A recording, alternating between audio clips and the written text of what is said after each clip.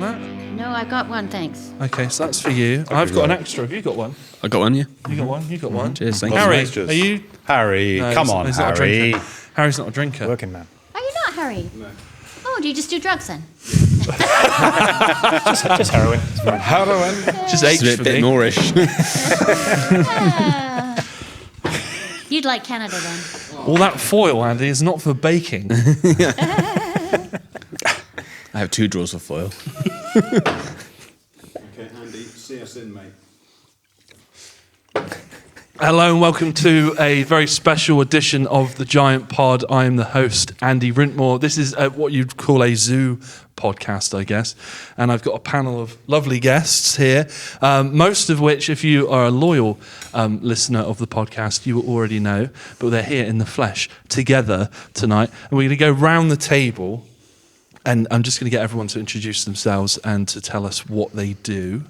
And then I don't know what we're going to do then. We're drinking, we've got vodka, we've got beers and cider, sherry, and we're just going to have a good time, really, basically. This is, in the UK, this is Freedom Day today, which is the day when, for better or worse, all of the COVID restrictions have vanished overnight, and nightclubs are open, and it's all it's the Wild West now. It's back to how it was pre-pandemic, but COVID is still here, so I don't know what's going to go on. But yeah, it's Freedom Day today, and I guess we're sort of seeing it, not seeing it in, but we're sort of celebrating it a little bit, but with some sort of cautious optimism for the future. So let's go round the table. We've got Eleanor Talbot here on my left. Introduce yourself. Well, hello, I'm Eleanor Talbot, as you so aptly pointed out. I have a radio show called Variations on a Theme on MTRI, Mixtape Radio International, and Frome FM. And it's a show whereby I do various themes, be it controversy, color, whatever. There's always a story for every song. I play music and tell fun facts and have great interviews, including with yours truly, who's one of my frequent guests. Wait. And I have quite a vast listenership in North America and the UK and all over the world. So, hello. Hello, Eleanor. Hi. And then to my left, we have James Lavers. How's it going? Thanks for having us. What's up? This is going to be Introduce fun. yourself. My name's James Lavers. I run an online training and coaching company called Lazy Coach, and we help life coaches, thought leaders, therapists, healers, practitioners, trainers, authors, that kind of thing, to do more good and get more clients.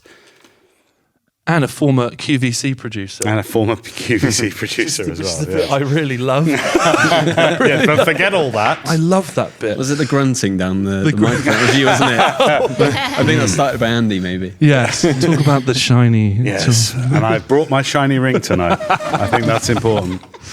Brilliant.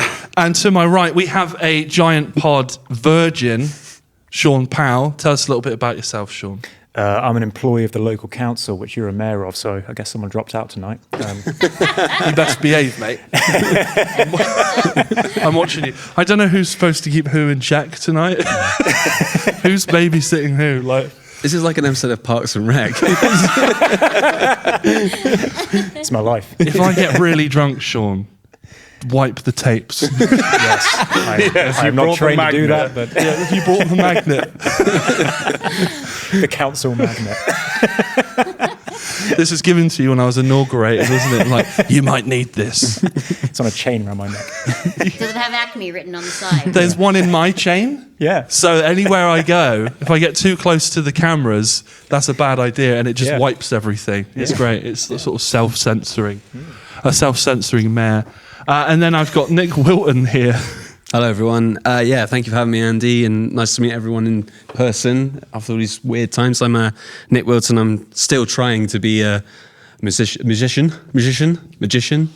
Both, mate. Yeah, self-confessed music person. I play in a few different projects, namely Ghost of the Avalanche, Meadow Burials, and previously before that I was in The Operation, which is what we spoke a lot about on the show when I was on previously.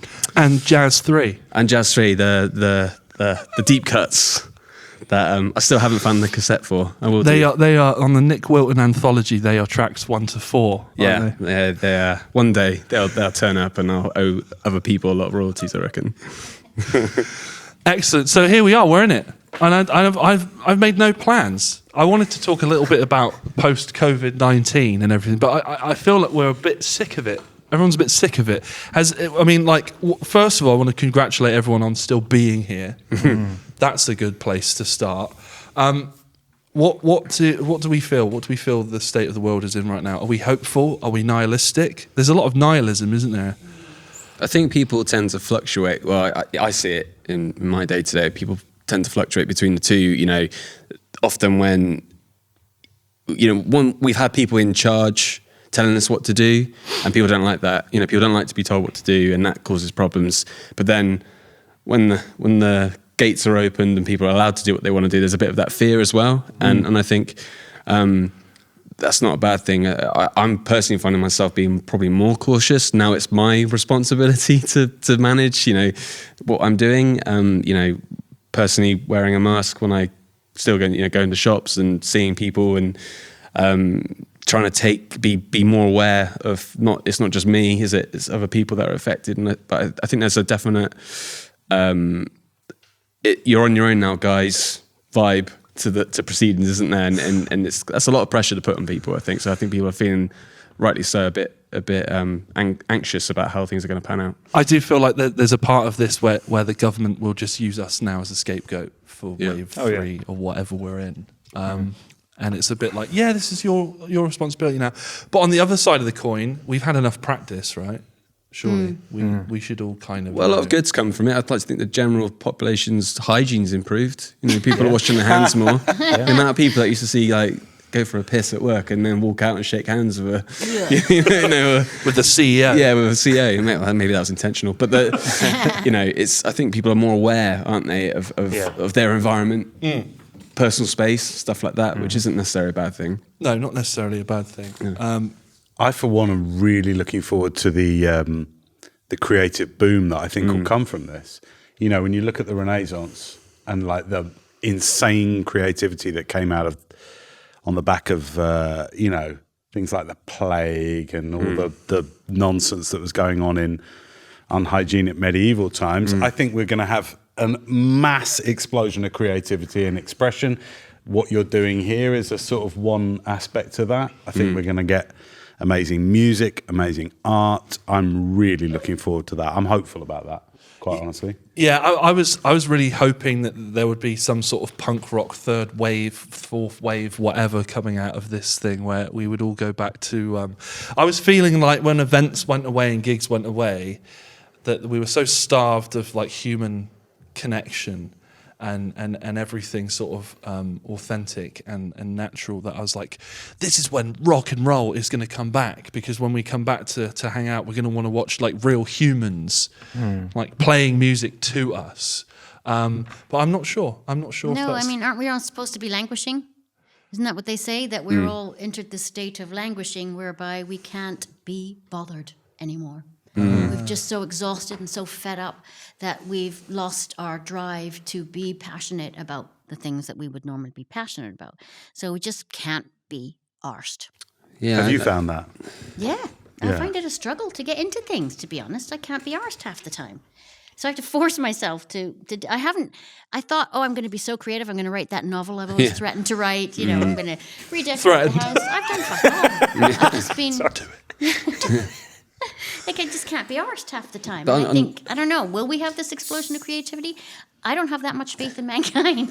No, I think it's going to be boring and dull. And we have had some, I think there has been an explosion during lockdown of people doing stuff that they wouldn't have necessarily done. So we were talking before off air, making joke, I collect strange, punk cassettes from the other side of the world that no one's heard of. But a lot of those bands were doing things in lockdown. I did a project in lockdown. I think people saw it as an opportunity to try something different. And people maybe tried things which they wouldn't normally have thought of, had the headspace to do. I'm trying to think of an example of that. Did I take up anything weird? I started watching the football the other week. I've never been into football. That is unusual. That's very out of character. Yeah, and in the Euros, and my wife was saying, why are you watching Germany v Denmark on a Wednesday night or something like that? I was like, I don't know. I just maybe pandemic. Yeah, the pandemic.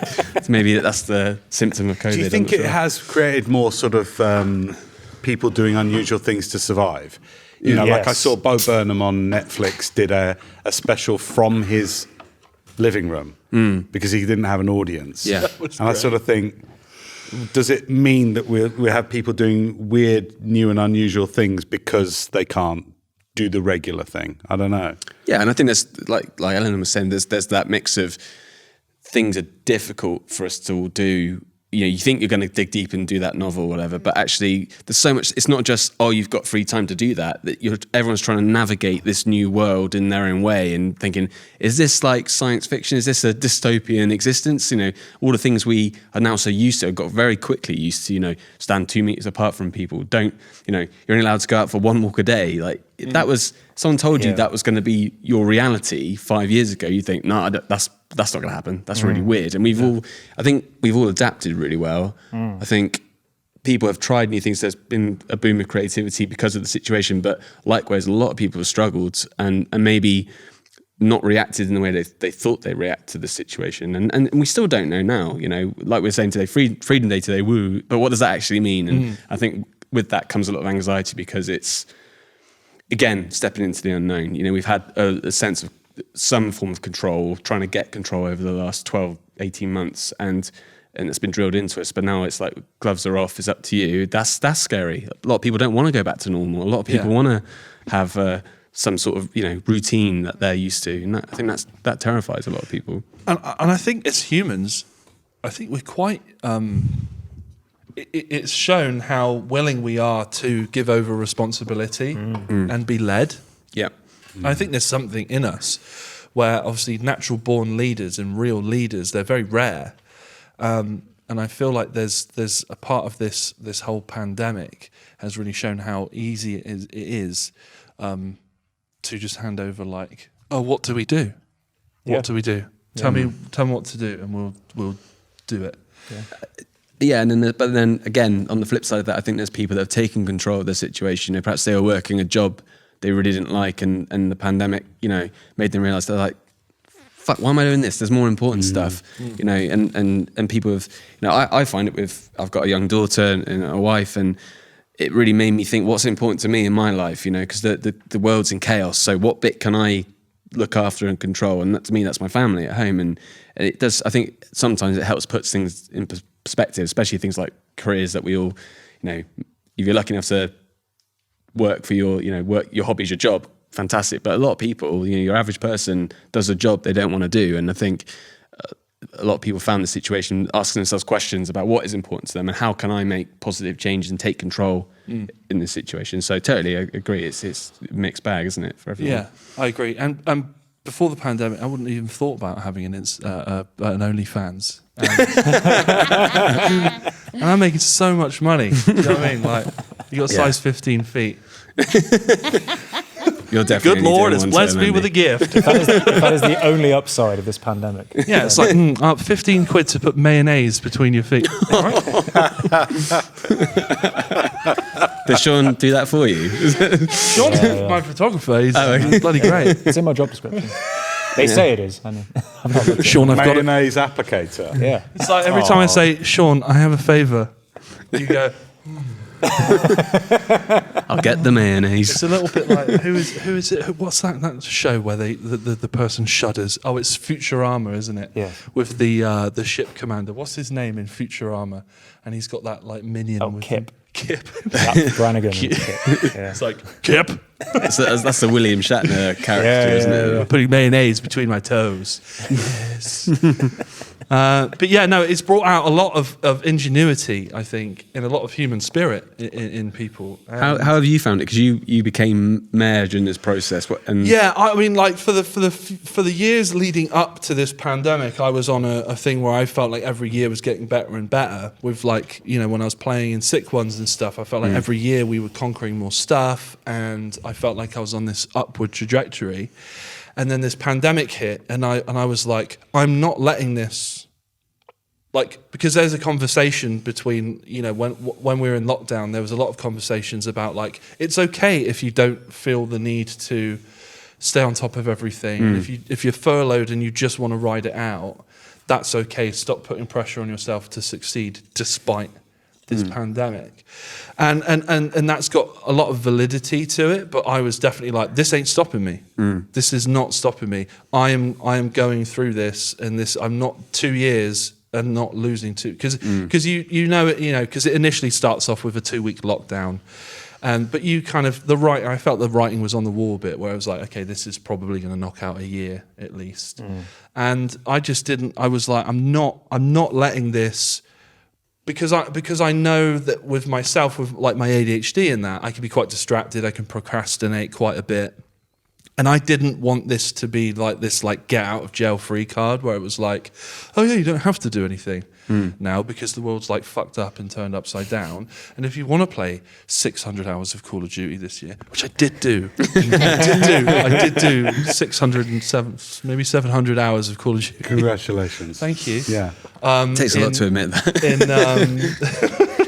In 2020, but I got shit done as well. And I wasn't going to let it stop me, but that's okay. I mean, if no one got any, if there's people watching this or listening to this and they felt like that year was written off for them, that is okay. But for me personally, I've just had two of the biggest years in my life in a pandemic. So I was just determined to not let it stop me, because I know how easy it is for me to become a couch potato. Let me ask you a question about that. How do you, as somebody, ADHD, right? Yeah. So how do you reconcile having something like that going on inside you with achieving so much? Like, what is your strategy then? It's because I've always felt like a square peg in a round hole. Right. And when I was in school, I would always feel like other things came to the other kids way easier than me. And I was always struggling to concentrate or keep up with homework, or I didn't really do homework, to be honest. And I always felt like this extra pressure, because it was like, yeah, you're not like everyone else, and you've got this thing inside of you which wants you to go and do this, this, and this, and that's great. But yeah, I don't know. I just felt like there's a fly on this thing. Go away. Yeah, so that's ADHD. Yeah, there it is. There it is. But also, you're like a walking advert for the positive benefits of that. Right. So you can have like some superpowers, I guess, to it, and you know, when you get into something, you really get into it. Right. But yeah, I guess my drive is to not fail and not let the fact that I've got ADHD. But were you like? I think it's funny because we are sat in the Merlin Theatre in Frome. Frome College is there, and if you struggled in school, there's this like a sort of it's like a slightly full circle moment. If you're hosting your giant pod on the school site that you found things difficult. Do you know what I mean? It's like a full circle moment here. Yeah. Were you really supported by? Did you feel supported by school and teachers, or was it a struggle? Some of them, yeah, not all of them, but there was enough to give me that confidence that it was like, oh no, like I'm into this thing. Like it when I was studying on this campus, it was mostly media stuff. So I guess I've come back to what I was doing, because I was hosting shows that we would record in the bottom of this car park. Yeah. That would go on like green screen, and then they'd go on like DVD, and they'd get played to the whole school. So I was hosting that. I was never that great at it, but like out of all the hundreds of students who was putting themselves forward to do it, not them. I think you should get like an official pardon from Frome College for like, you know, all the homework you didn't hand in. Yeah, doctor. like yeah. Like you didn't do the homework at the time, but you're putting the hours in now. Right. Better late than never. But that's really interesting. Where like I think this destiny comes knocking early, and we often ignore it. Right. So you say like media was a tendency you had early on. Who else had a thing where a tendency showed itself early on, and maybe you ignored it, but you've come full circle to it? Has that been true for anyone else, out of interest? Not really for me so much. I was in a band. Just bring your mic in a bit, Eleanor. Sorry. I was in a band a million years ago, so I suppose that's kind of media-ish. What kind of music did you play? Oh, it was sort of a rumba flamenca, world-infused jazz. All in the hips. All in the hips. The smoky side of music. Yeah, so think Gypsy Kings meets Paco de Lucia meets Jimi Hendrix. That's cool. Yeah. So I suppose that in a way is a performance, and radio is a performance. But you couldn't pin you down then to exactly what type of genre of music you were. No. And like even now, your show, you can't pin you down. No, can you can't pin me down. That's for right. sure. Yeah, I play all That's sorts interesting. of different genres. Yeah, but somebody just sort of stumbles into things. I've never planned anything in my life ever. I probably never will. So I've always just stumbled into things. And I think in many respects, that's the best way to be. If you try and plan something too much, you'll be disappointed. You just sort of let life guide you, sort of subtly, but just do your own thing. Right.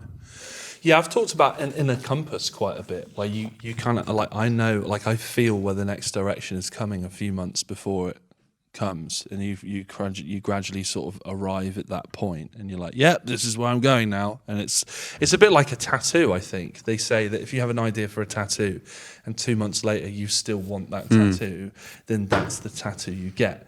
If you go, oh, I want that tattoo, that's gonna be great, and then you get it, 2 months later you might be like, what the fuck was I thinking with that piece of shit? Sandra. Yeah. Do you know why I don't have any tattoos? It was just strange, obviously. From Oh, I didn't know you didn't have any I haven't got a tattoos. single tattoo, and not because I didn't ever want tattoos. What happened was when I was being a musician, you'd think I'd have something, somewhere. But I remember when I was about 17 or 18, I was thinking, yeah, I want to get some tattoos, and I thought, tell what would be really cool. Yeah. It would be to have like snakes and ladders up my arm. Yeah. And it'd be like, but it'd be Pretty like, five. it'd be badass snakes and ladders. It'd be like ladders with broken rungs and these like vipers. It'd be kind of like edgy snakes and Yeah, ladders, yeah. which is typically what a 17-year-old It's a would think. metaphor for life, man. Yeah. But I had a dream one night that I had this tattoo done, and I was like, I said to the tattoo artist, snakes and ladders, make it look proper, like Harley Davidson, badass tattoo. And I looked down after he'd done it, and it looked like a kid's board game, like jelly snakes tattoo, and in my dream I was like, that looks rad. I was trying to convince myself. And I showed it to my friends, like, yeah, that looks good. And then when I woke up, I was so glad I didn't have the jelly snakes and tattoos on my arm. I was like, that's a sign I should never have a tattoo. Could have been Monopoly. Yeah, well, that would have been cool. The Mr. Moneybags and, the broken houses. Maybe that's what I'll do. I'll go for the Monopoly tattoo instead. But yeah, Get it was the a entire very... board done on your back, and it's like summer holidays. What do we do? Hey, Plus I couldn't afford it when I was 17, 18. You'd have a full sleeve. It'd have been patchy at best, wouldn't it? Yeah. So, yeah, that's why I don't have any tattoos. I got one tattoo that was bought for me, and it's a Black Sabbath bat down here. In that, I feel like that's the spot where it's like when you're trying out a tattoo. Trying out. So you've not had the Trying out this permanent snare scar on chains. the skin. like the least visible place. Yeah, I was like, just put it there, but it was like, no, above the boot. So you never get impeached. You could have the chains I could have the tattooed chains on tattooed. on your chest. They can never take the title away. You're then. already planning his impeachment. Wow, dream big. I've been planning it a while. Snakes and ladders. Yeah, it's weird, but yeah, that was interesting what you said about the full circle thing. I hadn't really thought about that. I've been because the other thing that which came into to view in the last years of school was music, and it shifted from doing this kind of stuff here that we're doing this stuff into music, and I guess I felt. I think I've done a lot of what I wanted to do with music. Like we've just put the band on hiatus, so if we've now walked away from it, I don't feel like unsatisfied with it. I feel like I did it, and if I never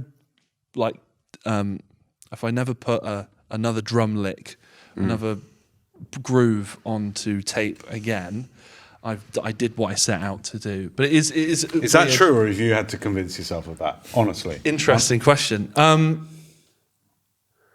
Obviously, I want to play arenas and stadiums and all that sort of stuff. But realistically, the things that we managed to do when we toured America and we toured Europe and the Dead Kennedys asked us to go on tour, these are things that when I was here in school and trying to figure myself out and figure out this square peg, square peg in a round hole thing is, you tell people like, yeah, I'm going to do that. But in your most private moments, you think, I don't know if that'll ever happen.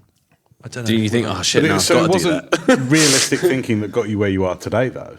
No, it was. So why would you go back to realistic thinking I'm just interested. It's not. Well, an accusation. I guess it was a bit of sort of that. You got that brash young man delusional thing where you think people I'm going to be mayor one day. You need a plan B. Well, I did say that, and that's why that was the thing. I remember saying to my dad, "I think I'm going to be mayor." But so everything you've achieved has been through just going, what everyone would say is unrealistic thinking, right? So do you not think like? Is there not still a part of you that goes, screw it, actually, me and the band could actually still X, Y, Z. We could actually still do that. Well, yeah, because when we've gone on hiatus, we've walked away. No pressure, by the way. No pressure. We've walked away from an offer that would have taken us to Radio 1 Rock Show and Download Festival and that next echelon again. Why'd you turn that down? Just because we haven't got the music industry is destroyed right now. And I don't know what's going on. We could fully well be heading for another lockdown. Who knows? If this goes, if the NHS starts buckling again, that will be the deciding factor. And there's already signs of it creaking. So there's not really a world to go back to, I don't think. And obviously now I'm the mayor for a year. I want to nail that. I want to make that the best that I can do. And the moment you push a button on some sort of a record deal, and Nick will notice, you go straight into the machine again, and you have to tour it, you have to gig, you have to bring that investment that people have put in you. Is there an intoxication to that though? Is there a little bit of I love something it. that attracts you to that? I love it. It's in me. Do you think you might do that in a year when the mayor In a year's up? time, if my schedule frees up and everything feels like it's right and the right opportunities are there for us to pick up our tools again. You heard it here first. Then I'd be open to it. I don't think you'd knock it on the head, mate. Like we spoke at length about similar experiences we've had, and you get those again, like everything creative or anything you really care about, you get highs and lows. It's a bit like a relationship, there's good points, there's bad points, and you truck through them, and sometimes you decide whether it's over for you or not. But I feel that during those low periods where I've had that thought process of actually, I wouldn't care if I didn't pick up another bass guitar ever again, or whatever. Once you've had that thought and you've got that thought out your system, you find yourself suddenly a bit like you said, you preempt, 2 month preempting something. You find things which you aren't preempting, come back into your life. Like, obviously I started doing the Ghost of the Avalanche stuff because that was different from what I'd been doing before. And I did the operation for a long time, and it ran its course, but we stopped it at the right point because we were really good friends. But I found myself playing the bass in a different way and writing songs a different way. And then suddenly this different thing opened up to me. And I know you and Charlie were doing some other music and trying, again, it's like a different angle on the thing you love. So it might not just be the fact that you might be, I think especially with musicians, you can focus so much on this is what I do, this is my role. It's sometimes hard to look at it from a different angle. So if you approach it, maybe you might end up playing drums in a samba band. I don't know, but you might come at it from or with get the band back together, Eleanor. All right. But I think you'll just find yourself, those things come into you. No one sits down and goes, I'm going to learn drums or guitar because I want to be a touring musician. They play it because they want to be creative, or there's something which No, I did. I was like, did you? Let's get the fuck out of here. This is my route out. But you love playing drums. I love it, and it's in me, and it's part of me. And I felt with the ADHD recently when I haven't played for a while, I felt that my brain chemistry has reached a different place. It's not been for a few years because the drumming was a very therapeutic way of keeping those chemical imbalances, it's a huge let's say, part a of little it. bit more balanced. I guess what I'm trying to say is that if I never play drums again, I know I didn't fail. That's basically what I'm getting at, is that I didn't go, we're going to do this and that, and I didn't defend the dream for a decade. Only You to wouldn't be on your deathbed with regret. No, no, I didn't defend the dream for a decade and have nothing to show for it. I've got a discography that I'm really proud of, and that's the amazing thing about art and we music, did. isn't it? And anything that has a physical output is that's always there, for better or worse. I sometimes think about that, and as I said, being a family man, and my wife's really into those who do you think you are programs, and those people go back through their family history and they find out that their great granddad was a circus performer, and then they find a photo of their one of the earliest photograph turns out to be their great uncle who's doing a backflip, and they're like, oh, that's amazing. And I like to think, not that I'm saying I'm going to be significant in history, but one day my ancestors might be interested in knowing where they came from, and they might stumble across a recording or a... Who's this angry man? Yeah. Yeah, I'm glad he's not around anymore.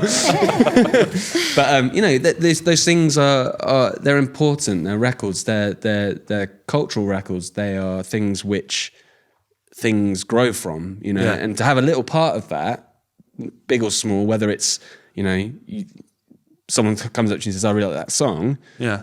Or someone goes, you've sold 8 million records. Yeah. Either way, you've made a little mark somewhere that is always there. And I think that's really just cool, isn't it? That stuff is there for other people to find at some point. Do you feel like, this is a big question, maybe it's too big. Maybe we need to have our...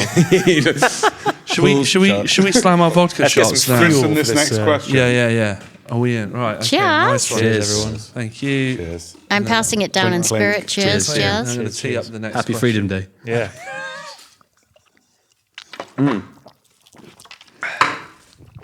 So are we looking for immortality in what we do? Yes.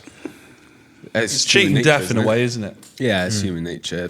Even at a subconscious level, I don't think anyone goes, I want to, well, some people do go, I want to be immortal, but But there's a drive for, well, it's legacy, isn't it? I'm not going to go quietly unto my grave. Yeah, and whether it's a, like we said, an audio recording or or just a piece of art or something, or knowledge or teachings, it's folklore, isn't it? Those things are passed down, and I think we find out about ourselves through that process, and also the people that follow us learn something from that process. The greatest sorrow is to be forgotten. Yeah, and is it even if it's we don't want to do it like that, or actually that was a really good idea, or that captured the moment. That's all stuff which is part of our culture. And we talk about capturing the moment. When we look back on a lot of the stuff that we were talking about with the lockdowns and stuff like that, there was a whole TV shows David Tennant did one, didn't he, where it was all done via Zoom. Yeah. And there's a lot of things from the last 2 years which are definitely going to timestamp it in history. And I'm wondering how that is going to age, because things like Code Orange doing a really sick live stream of their crazy metal show of lighting and everything, that is always going to be of historic significance. But is it going to be of significance because of the age in which it was born, or for the context, the substance of what it is? It's both, isn't it? I think you said it captures a moment. And I think we were talking earlier about, how rightly or wrongly, whether you agree with how the government's, dealt with things or not dealt with things, it's hard to know what is the right thing, isn't it? Because this is one of the times in my lifetime where there is that unknown.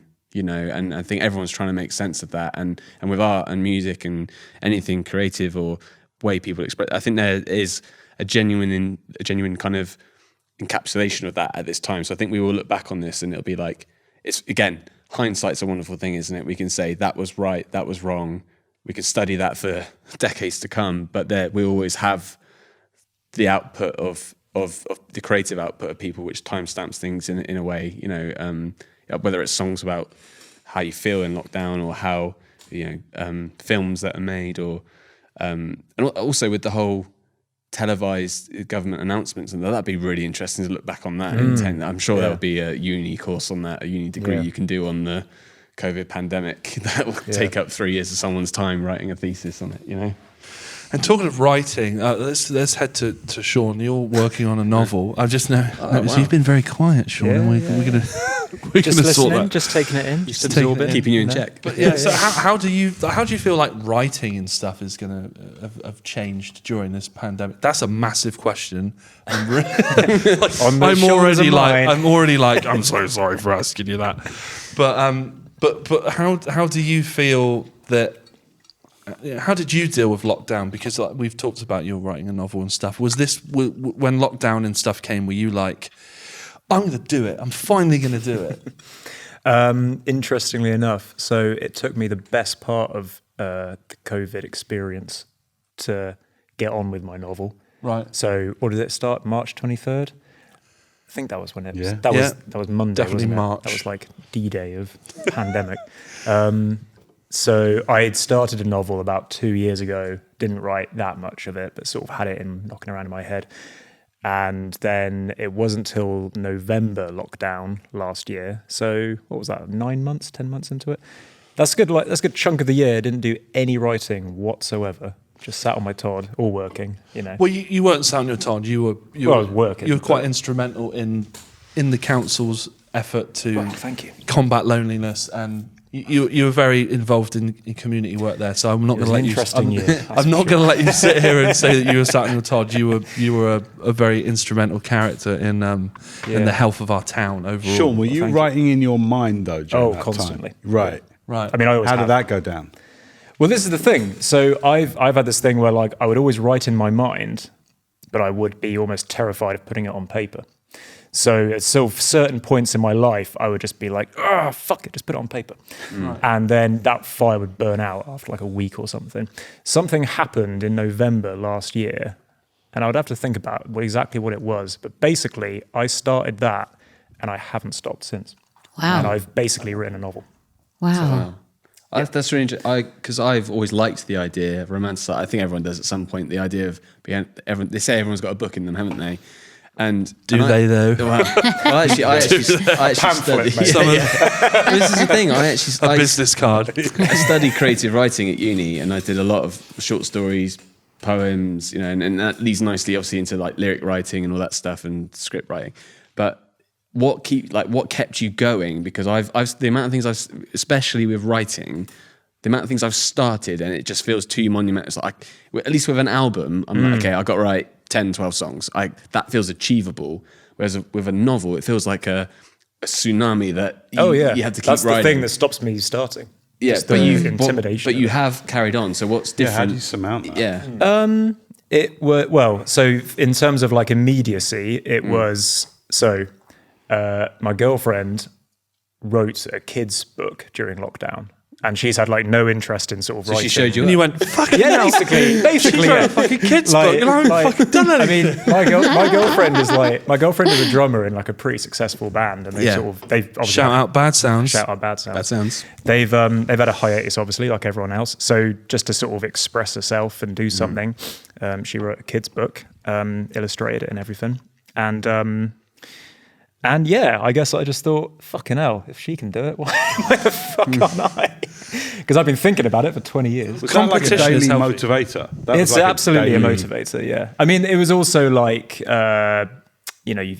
rinsed Netflix, you've done... You've exhausted the media. You've exhausted all the media. You've consumed as much as you can. You have to put something into it. Everything else that might get in the way of distracting you until there was nothing left. There was literally nothing else. So the procrastinator and you went, fucking dude. There's literally nothing else to do. Yeah, right. yeah, that's it. Right. Yeah. The thing that had been kind of distracting me from doing it, and I'm a massive procrastinator, like with everything. And I love how people that say they're procrastinators have done something amazing, like written a novel. Well, but then, dude, that's not a procrastinator. Just so you know. Yeah. I'll show you some procrastinators. But then maybe that feeds into it. It's like you kind of you bottle it, and then you just sort of like unleash it at a certain point. And I'm going to do it. Is your book or story, not knowing anything about it, is it in sync with the experience everyone's had? Has it been kind of fueled by that in terms of the story or characters? Not the thing I ended up writing, because that had been started a few years before. So I was really just sort of thinking about it, because I always was. I've basically almost finished that, and I've taken a break from it to plan my next one. The next one it's shaped by like the last 5-10 years, I'd say, including COVID, and just human interaction and politics and the world generally. Whereas the first one is a more kind of ruminating. The reason I ask that is because I said I did a music project during lockdown out of necessity.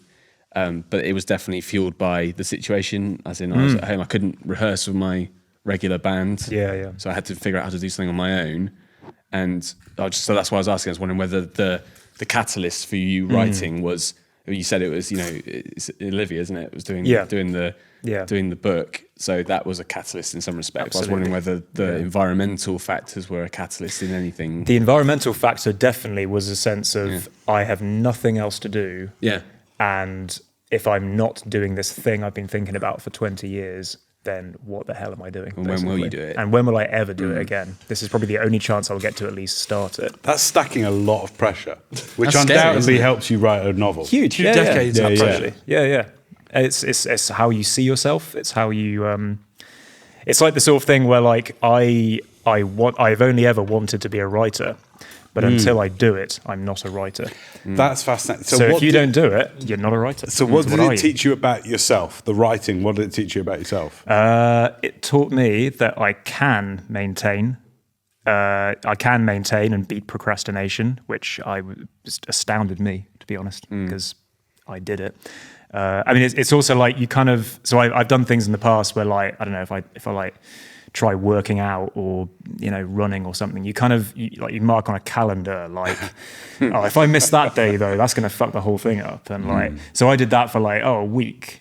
And then it was 2 weeks. And I think in the past, my absolute, the most I would write for is about a month. And then I would get completely bored of what I'm writing about. So once I got past a month, that was like, halla fucking you. I'm a writer. Yeah, it kind of was. right. And then everything after that was just more months. So tell me about that month, because That's the hardest. That's the hardest. Because Yeah. people tell me I'm a good writer, and that's weird for me because academia has never been my thing, and I try hard when I write things like mayor's columns and stuff. Oh, very eloquent, actually, I must say. Thank you. Fantastic. But I wouldn't class myself as a writer, and I find that writers, a little bit like stand-up comedians, you can be a lot of things, but being a stand-up comic or a writer, like a fucking good writer, is not something that comes really easy. So where do you see yourself in terms of like the great writers? Where do you pull your where Where do you rank yourself between Shakespeare? So Hemingway's Shakespeare here. and Hemingway? Hemingway or like Raymond Is it Hunter S. Chandler? Thompson? It's the lady that did 50 Shades. Are we Jack Kerouac? What are we going? Where are we going with this? But seriously, like, yeah, it's an interesting I thought thing. about because this. I thought about this recently, and I don't know if this is the same for other creatives, but don't give me any more vodka. no. Cut me off. If you're like, see, I've only ever, my only sort of like experience of creativity is writing. Right. And I love reading, and I sort of love writers, and that's my whole thing. If you're a musician, it would be musicians and that whole thing. So with me, it's like at some point in my life, I can't remember when it was, I basically kind of went, well, I love writing. Apparently I'm good at it because people have told me I am. Maybe I should just carry on doing that until I can make money out of it, which I have yet to do, obviously. Son of a good writer, that is. Well, Won't make any money until you're dead. Yep. My whole life had me to do it. But like, so for me, it's like I obviously take in, like I feed off the stuff that tells me what a good writer is. So like I read my favorite writers, and it's like I try to be as good as them, I suppose, because that's my measuring stick. But do you have that with like stuff you consume, like music, or are you trying to be as good as them? You're looking at me. I'm really interested to know. That's a big question.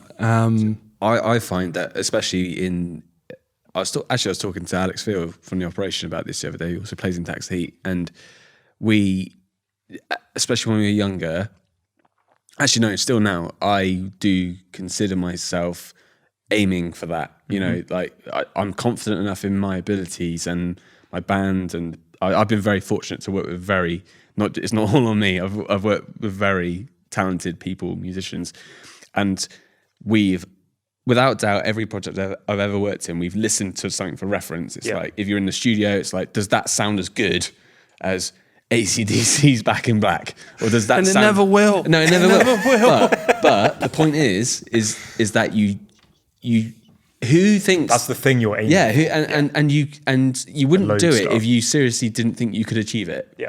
Right. So I don't think it's an arrogance. I think it's I think it's just a drive to push yourself as hard as you possibly can to achieve something which is going to be immediately satisfying to yourself to listen to, but if other people like it, and that's the thing that amazes me even now with music I do now, and I've grown as a person and actually in age as well. But people come up to me and say that whatever you did with, that tune or that EP was great, and I might be thinking it's not that good. But it's not mine anymore; it's theirs, and they're then comparing it to those other things. But I'm definitely always aiming. I don't necessarily see my heroes as elevated. I see them almost as competition. I know that sounds awful, but it's like if you're not aiming for, I don't think that sounds awful. You don't. I don't at all. No, I think that's all. Probably a path to innovation, like real innovation. Yeah. Is that instead of going, how can we sound kind of as good as, or how can we read kind of as good as, that you go, I want to do better. Because if you went, I can't achieve that, then you wouldn't be bothering, would you? Exactly. And I think, I love, I love the Bronx, and they've released they've got a new album coming out in August something. But I listen to that and I'm like, this is really good. And I think, but I can do that. And that drives me on to think they're not, it's not unobtainable. It kind of spurs me on in a way. It challenges me to go, I'm actually able to do that. And I'm sure it's the same with writing. It's like you wouldn't write if you didn't think you were any good. You wouldn't go, oh, I'm never going to be.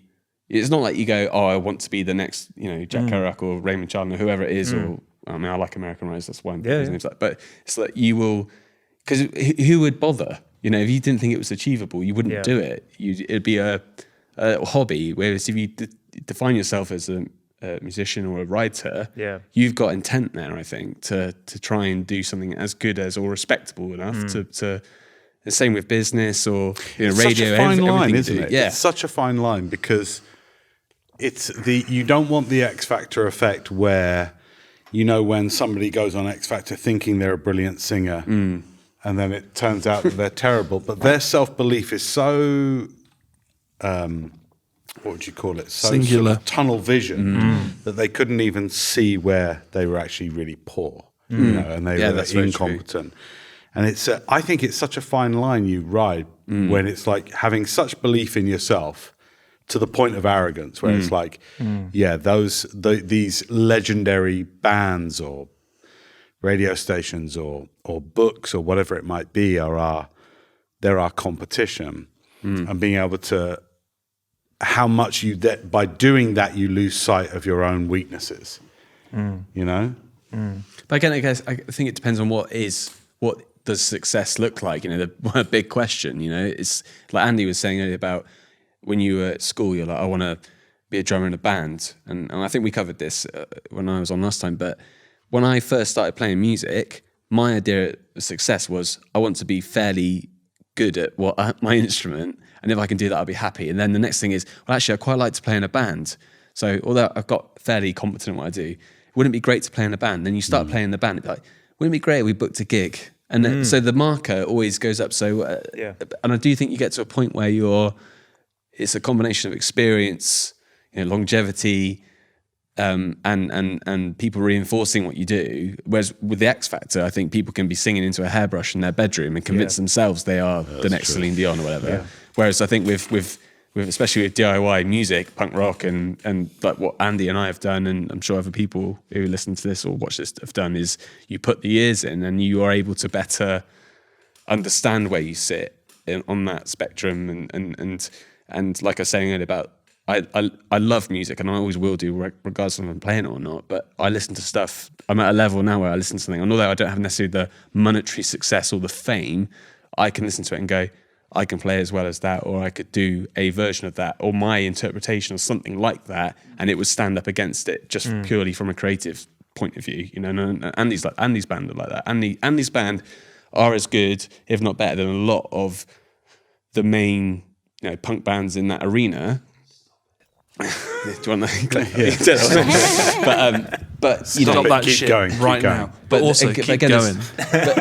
But actually, interesting you said that, because keep going is the thing, isn't it? That you get that breadth of experience, and if something you do is good because it lasts it lasts for a long time. How does that work if you're like you, Ellie? You're more like a cheerleader for other. So you're in what you're doing. You're spotlighting other bands, other musicians. Do you still have, like people like Howard Stern that you'll go, that's something I'll aspire to out of interest? I think John Peel maybe, but not Howard Stern. But see, I feel like I kind of feel like I should be serving the drinks. I don't feel like I'm on the same level as you guys. I can't even write a grocery list, let alone a book. So it's I can't write a grocery. Me too. I'm not even joking. like I just feel like I have nothing to add, really. No, but would you do radio and do your show if you didn't think people would enjoy it and find value in it? That's the thing. There is isn't a it? certain amount That's a of good ego, question. and I've had this thing before as well with the mayor thing or with the podcast thing. It's like you almost ask yourself, how dare you assume that people care enough? Yeah, what totally. you Yeah, think yeah. to give a fuck about what you're doing. True. I suppose and there's an element of ego in everything. Stepping on stage, coaching businesses, writing a novel. There's an element of ego in everything, and I don't mean that in a negative way. It just means that there's a certain amount of something in you which says, "No, I need to say this, and I need to put this out there." absolutely. And so you can say that. Oh, I don't feel like that, but you're here for a reason. True. Mostly I do it because I'm fascinated by this stuff. So I want to, it's like being evangelical. You will so believe in what you're doing. You want to spread the word. So I'm so fascinated by all these fun facts that I found out that I can associate with these musical pieces. I want everybody else to know all these cool things too. It's more like sharing. Obviously, it's brilliant if people listen in. And if you get emails or you get recognized on the street, obviously that's brilliant. Would I stop doing it if I didn't have very many listeners? Well, I probably don't have very many listeners. Who knows? Could be 8, could be 800. I don't know. I don't know what the numbers are. But But does that matter? Because does surely matter, there's a part of that obviously. which is like you're satisfying yourself, aren't you? You're Yeah. satisfying your own. But honestly, it's also like a lifesaver because, Andy knows that I'm on dialysis. I have a chronic illness, so I don't have any kidneys, literally. And so I have an allotted amount of time left, so to speak, where because I can't be transplanted. I shouldn't say I can't be transplanted. It's very difficult to transplant me. I've already had 2 transplants. And so I've been told that, you probably only have a finite amount of time. So part of that is greed on my part because I'm so desperate to listen to all these records and read all these books and know all these facts before time runs out. So that's partly the motivator, is to feel like I've done something with my life before it ends. Part of it is, but I tell people I think of the radio as a lifesaver because what would I do otherwise? The radio takes up so much of my time researching and editing and interviewing. What would I do? I'd be stuck on a dialysis machine doing fuck all. The radio station has given me a lease of life. But you're sharing that with people as well. It's not just for you. It's not because you could sit at home and do all of that stuff. Absolutely. And just have it for yourself. But you are sharing that with the world, and I think that's the thing, isn't it? It's like all of us here you could write a book for yourself, Sean. Like Andy and I could write music, but there's something in us, whatever that is, right or wrong, ego or non, that we want to. Yeah, you need an audience, of course. and Who doesn't like being the center of It's the a So conversation. you're not competing with anybody, basically, is what I'm hearing. Would you say that's true? Well, I'd love to. If anybody wants to compete with me on BBC, sign me up. I'm happy to compete with the BBC. But kind of, sort of, but not really, if that makes any sense. I class myself as pretty open-minded when it comes to music. And every time I've been a guest on your show, you're like, here's hip-hop from Kazakhstan. Nice. And I'm like, oh my God. And it's incredible. I'm not sure how you do it, but you do manage to find some of the most interesting, unique, and inventive sounds from all over the world. And it's always, and this is a really important detail, it's always an education, That's the point, is Right. that I don't want music to just be enjoyable. I do want it to be a story. What's important to you about that? Because there's such great talent behind music, and so much of it is forgotten behind the actual riff or the hook. Right. Forget that there's real people who create these things. So, you might remember. Okay, a perfect example is one-hit wonders. I just did a show on one-hit wonders, but what I did was I played the other songs of one-hit wonders. Because even the most extreme one-hit wonder that you can quote, chances are they charted with another song. You just don't remember it. Because the one-hit wonder eclipsed it. But these were hardworking musicians who had real talent. Most of them had real talent. And, to sort of write them off is unfair as a one-hit wonder. But they spent many years creating these pieces. And so I wanted to sort of remind people that, hey, modern English didn't just do I'll Stop the World, Melt with You. They did a whole bunch of great songs. And here's one called Gathering Dust, for example. So just to sort of highlight that there are stories behind all of these songs that you think you know, or also to give credit to the originators of many pieces. So I do a song about covers where I might tell you, oh, by the way, this was, a piece by Willow Dean Parker that was actually plagiarized by this person.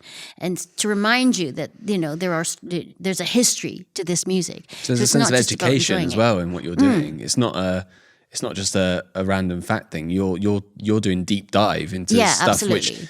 which not, that stuff it's amazing. In fact, me as a musician, that's quite incredible. Yeah. But there must be something in you which is like, I need to share this. Yeah, like I said, it's like being evangelical. Yeah. But also, I don't just talk about music. So if a theme might be the call of the sea, so one of the stories I might tell you about is burials at sea. Why do we have burials at sea? What's the process to get buried at sea? That might seem like an obscure thing, but actually it turns out to be really interesting. So one of my most popular shows that gets downloaded the most is Death Becomes Them. And that's all, of course, about death. Not only is there some amazing songs on that, you wouldn't believe how many great songs there are about death, but some of the stories on that, for example, I talk about all the bodies that are left frozen in place on Mount Everest. People don't think about those things. I talk about the real true life story behind Moby Dick, which was horrific. It involved shipwrecks and cannibalism and all manner of things.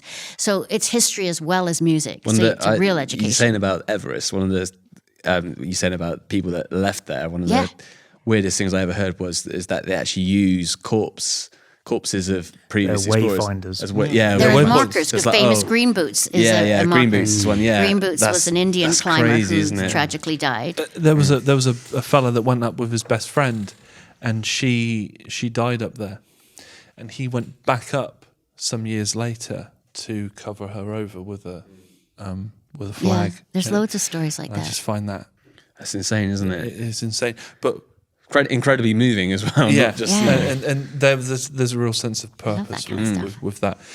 Trivia. But How much research do you do compared to shitwhack? That's the official term, a shitwhack of research. What's your ratio of research to what actually we end up hearing? Okay, so my show is 2 hours once a week, but it's played on 2 different stations.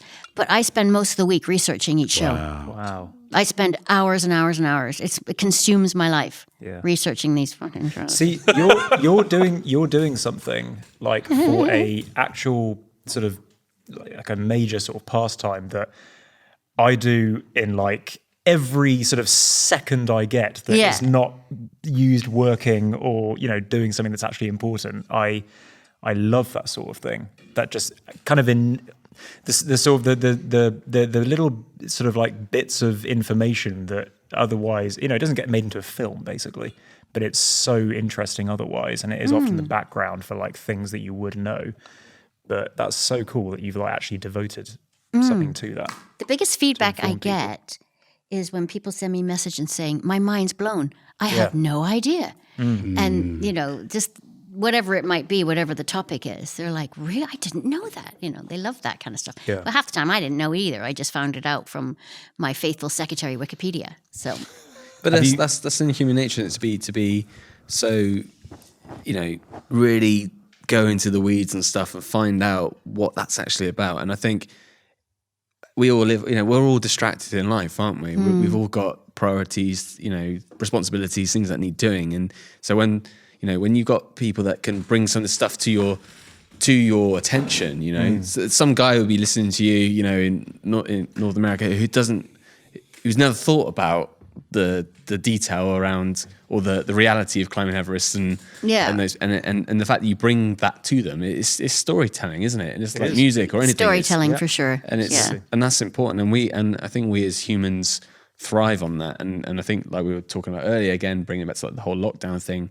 I feel like I've experienced a lot more storytelling during that time, and I'm wondering whether, like with James, like with you, with your clients or the people you work with, are you finding there's more to talk about at the moment in terms of how people are receptive to what you're doing, or are you seeing any difference in how people are thinking about things? You know, whether it's in business or in life, are you seeing people? I think more it's a really good question. I think that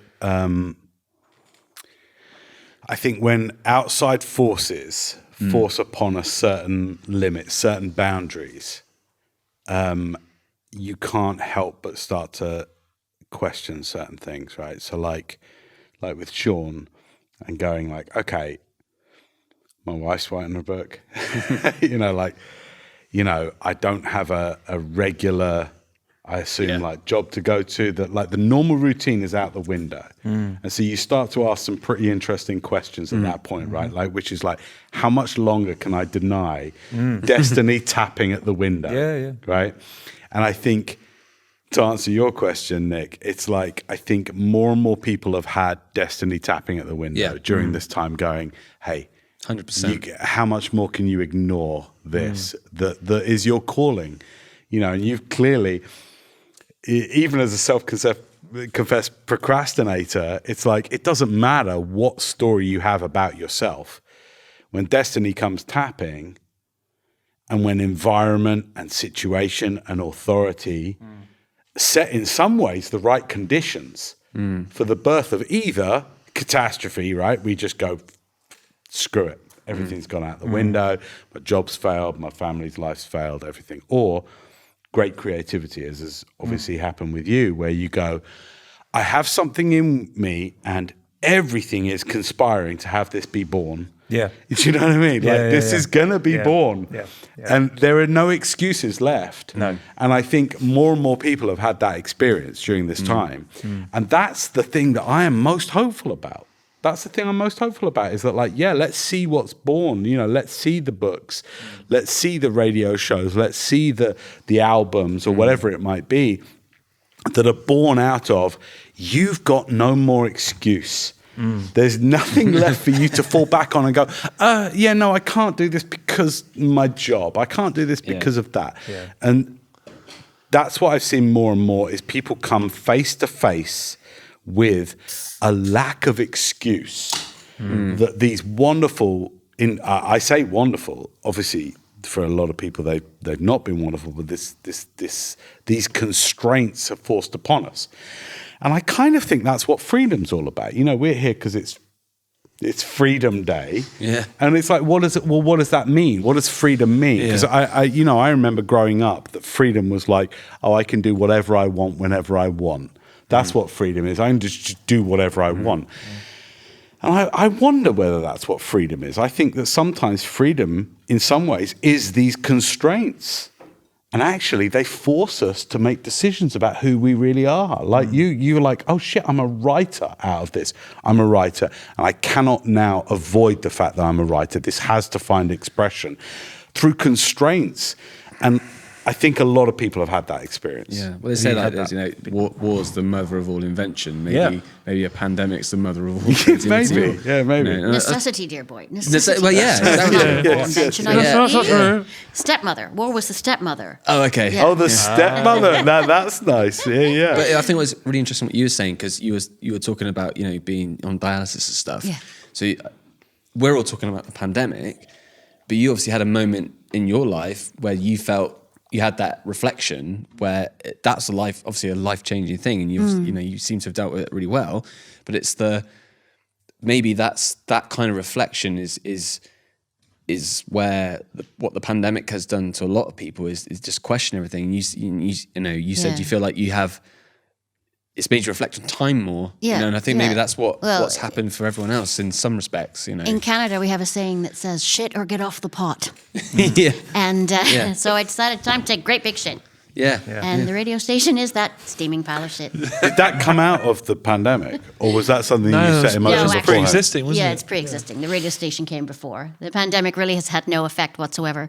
I was going to say, have you had on anything similar happen during the pandemic, or has it just been like Not you're already really. set, you know what you're No. doing? Kind of. The only difference is I'm at the beginning of the pandemic when I was told as a vulnerable person I had to isolate for 3 months. That seemed like a lifetime. This is before everybody else had to. But it's 3 months. It's a long time. And of course, it seemed surreal. It didn't seem like it was even a doable thing. So I did a funny video where I imagined all the things I would do to fill my time. And so, of course, the video got ridiculous. I was enacting Shakespeare. I was doing all these ridiculous things. And it went viral. Well, not like viral, but viral for me, whereas quite a few thousand people saw it and thought it was hilarious. So then I did a series of those, which I wouldn't have normally done, but only because of the pandemic. But I didn't keep it up because that would be boring. It was only funny because you did a few of them. Got to know when to quit. Well, I don't know if it'd be boring because when you first came on my radar, Yes. I was seeing videos of you sort of. I don't know if you were really drunk. No, the first one you saw, I pretended to be drunk. Or acting drunk. Maybe. And everybody thought it was real. And but, you were like, yeah. welcome to Variations on It's a... brilliant, yeah. The medicinal sherry did make an appearance in that show. And I was like, who the hell is this? This is a character. This is a character in Frome who I haven't met. And that was what threw me the most is like, I thought I knew this town. Yeah. Right? I thought I knew this town. I wasn't thought I knew really all the drunk. top there's someone trumps. else. Right? But Okay. that's and you- dangerous though, because I had the same thing. Because you've lived here most of your life, if not all your My life. whole life. I have as well, right? So, and that is a dangerous mindset to find yourself because you're like, I know this place, I know what it's like, but then I think how much it's changed from when I was, a young lad, young boy. to I'm now, and actually find you every day, or at least every week, I'm surprised by someone new I meet or someone that has been here ages that I didn't even know was in it. I think it lulls you into a false sense of security. It's this area, this town. I went to school at Frome College as well. It's a comfort blanket, and then you do find interesting people that you think, why do I not know about you or what? So what I'm really interested is like, I've just said, I came from this town. I've been here my whole life. I've never really, for me, it's been one of those things that's never really, it's always worked for me at every stage of my life. It was a good place to grow up as a kid. As a teenager, it was very supportive of music, and I'm sure Andy would agree with that, and Sean, you'd agree with that. It's a creative place to live, and it's a great place to raise a family. So for me, it suited me at every stage of my life. So I'm always interested to know, like, obviously with the accent, I know you're from Canada. Like, how did you find yourself here? And I'm sure you covered this on Andy's episode, but it's like, how did you come here? And James as well. You're not from these parts, I can tell. I'm not from these parts. From these parts. Yeah. He's an outsider. Yeah. We're We're outsiders. That's why you're at that We side live of the neat. table. With his not even- QVC job. Yeah. How You said did I your come to husband, Frome? wasn't it? Yeah. No, not through my husband. Okay. Plural. Had a few of those. No. By the way, number 3, if you're I out can there. believe it. Still waiting. No, I have a sister that lives here. She's an artist. Kate Talbot, shout out. Okay. Shout out. Shout out. Shout out. Kate She's Talbot. amazing. Do you know the soft sculptor on Instagram? She does all those political Boris Johnson knitted yeah, wool yeah. Oh, there's sculptures one in the window in Poot. on Yeah, Tube yeah. Street. Yes. Yes. That is Yeah. the fabulous. That was Yeah. awesome. Oh, cool. Amazing. Yeah, The I do. hopeless I do. mug. That's your sister. That's my sister. Ah, cool. And when you Yeah. inevitably get invited onto Variations on a Theme and you go to, you've moved Well, out I'm on now, my haven't own you? now, but before So I was have at to my ask, when kids, you've yeah. got like a creative family like that, Yes. which you two clearly are, Yes. What would you say, if you had to be objective about it, were some of the key things that your parents gave you about that? About being creative. Yeah. Well, we were Irish born. I'm not actually a real Canadian. I was born in Ireland. Sorry to believe- disappoint I you. feel duped. Sorry to disappoint you. So No, disappointed. born in Ireland to an Irish dad and an English mother. And both of them were very talented, but my dad was a real performer, actor, producer, singer, like anything my dad did, an artist. And when you're Irish, of course, it's all about the crack. It's everything. The crack. The crack. Sorry, what? Not Crack, crack Andy. cocaine Okay, or ass crack, but crack, as in CRAIC. Yeah. Get about it the ass together, crack. Mayor. Come on.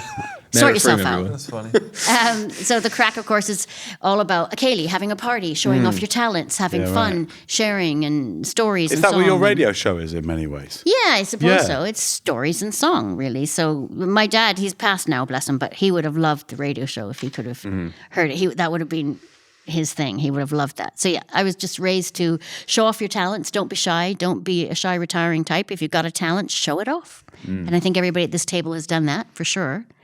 I think yeah. everybody has a talent. I think so really, too. I don't I just think say that. everybody I has a really, story. just through Generally everyone. experience, I've Isn't Yeah. every human being every living? human being has something that they can do generally better than I can a lot dig of that, other Absolutely. people. and I really do think that. Absolutely. but it's the ones that have the opportunities Yeah. to Yes. discover it Yeah, that are the absolutely. most fortunate. Yeah, that really helps. And we love it. We love a film like Good Will Hunting and things like that. We love an underdog. But yeah, no, I would generally agree with that. That I think- everyone I think has a thing. Yeah. It's just if you're lucky enough to come into it in your lifetime. I think Good Will Hunting takes that to like the extreme of like, oh, he's a janitor, but he's also like, equal to genius. Stephen Hawking. But like, Savant. yes, but like, I honestly just through like just meeting multitudes of different people through my life, and like you even meet people where like they're not sort of doing the thing that you kind of can tell they're good at, but even you can tell they're good at because you've just talked to them at a party for like an hour, and it's like, well, hang on, like it sounds like you know more about this than the people I know you're average. talking about that know about it. So why aren't you doing this? Like, I mean, not to take myself for an example, it took me basically 20 years to realize I can actually write something. Like, But there's a You whole know. element of is it I don't know enough about it, so I'll just talk about it briefly. But the whole imposter syndrome thing. Oh you know, yeah, The it's what? real. where Imposter imposter syndrome. Oh, it's real. Oh, I don't know what that is. And I will The idea that self-confess. you're going to be found out. Yeah. So the idea that what you're doing, you're not qualified to do, and at some point, and it's usually is this subconscious sense that Yeah. you know you're going to be found out. going to be So- discovered. I've had that with the Oh. mayor thing. Well, you will do. I've Of had course you will multiple do. Well, times. that's Yeah, what of course we're you all will. here to call you out on. Actually. Yeah, this is Intervention. Shit. this is an intervention. I've had it, and I think for me that's a recurring theme. I think being British as well. It's like the bit of self-deprecation is part of our culture and Doing how we yourself down. project ourselves. Yep. But I find it in work. I find it in music, and I think that in a way that's what also drives me is that imposter syndrome is like. If you feel like you're lacking something, you're going to push harder to try and make up the difference. Yeah. So I think that in a way that's unfortunate. I think now that I've done it for long enough. My day job, I'm fairly reasonable at now.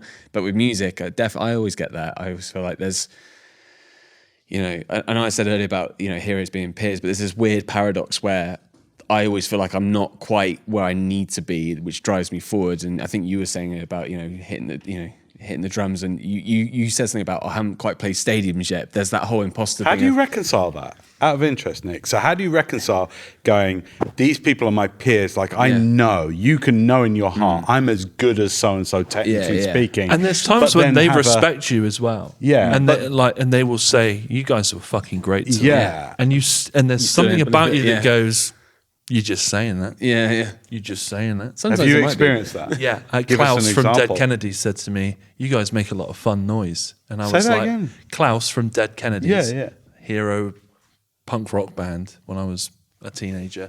We toured with them, and it was a dream come true." And he came over to me one of the nights that we were playing with him, and he said, "You guys make a lot of fun noise." And a part of me was How like, did "You you just say take this to that? all the bands. You say this to all the bands." I didn't let it go to my ego. But again, that's imposter syndrome. That is Yeah. classic. It's Yeah, really, yeah, it's yeah, really it is. nice. There's But no I was- reason you should know his I- thinking in saying that at all. Why But did I you was walk over like, to him? he's been pinched for a comment, and he said it. So who's come up against that in terms of either comments they got? Did you come up against that with the No, radio I'm a show? big narcissist, so I just believe I'm brilliant. No, but you'll bow with a bit of that. How has that served your success, would you say? Well, I'm not a true narcissist in that. Obviously, a true narcissist You're an would imposter never admit narcissist. that they're a true narcissist. But I've got enough faith in myself to think that what I do is interesting enough to hold people's attention and good enough to be on the BBC. I personally do believe that radio Yeah. station is interesting enough to be on a major station. Yeah. So I haven't. So that could be arrogance. It could be whatever you want to call it. But at the same time, it's not. I don't really care that much. I don't know how to explain it. I don't really care enough to worry about it. Because Yeah. you Does that don't make care enough sense? to not do it is the other thing. I Yeah, think. It's what I like- mean is like, if only 8 people listen to it, that's Yeah. enough. Yeah, If I 8 totally people that. get joy, that's enough. It doesn't need to be thousands. Obviously, that would be great, but it doesn't. It's obviously I'm not that driven, or I would work harder to do something I about found that, and a good like sort of practical example then is with music. You know, it's the gig thing. I've played gigs to, you know, I've been very fortunate to play gigs to thousands of people, but I've also played gigs to 5 people and 10 What people. was that situation with thousands of people? I've done various things. The Glastonbury Festival. I've done student freshers weeks and things. I've done, you know, gigs. Some of the best gigs are in the in between when you're playing to like 800 people. They're often the better ones because you get the There's small intimacy. Best yeah, of both. So you get the best of both worlds. But so I know I'm very fortunate to have had those experiences. But I'm still driven. You know, even now there will be some gigs where I will play to, you know, 50 people, but I'm still happy with that. Like you were saying about the 8 people, you might have your listening figures. One day you might hit, I had 3,000 listeners on that particular show, and that's amazing. But then the next day, you know, I've definitely had this. I've done album launches and things where it's like, you know, hundreds of people. You sold out a show, great. That means tomorrow night we're going to sell out the show, and then you play to like 20 people. But if it bothered me, I wouldn't still be doing it. Yeah. You know, so I think there's something in all of us here. Yeah. And we're focusing on audience, listening figures, all that stuff, which is all, as we all know, the industry, you know, book sales, you know, listening figures, you know, number of clients, the number of listens to show, sales of albums, all that stuff. It doesn't mean shit because the people producing that stuff are happy to play to 8 people. They're happy to play to 800 people. They're happy to play to 30,000 people, whatever it is.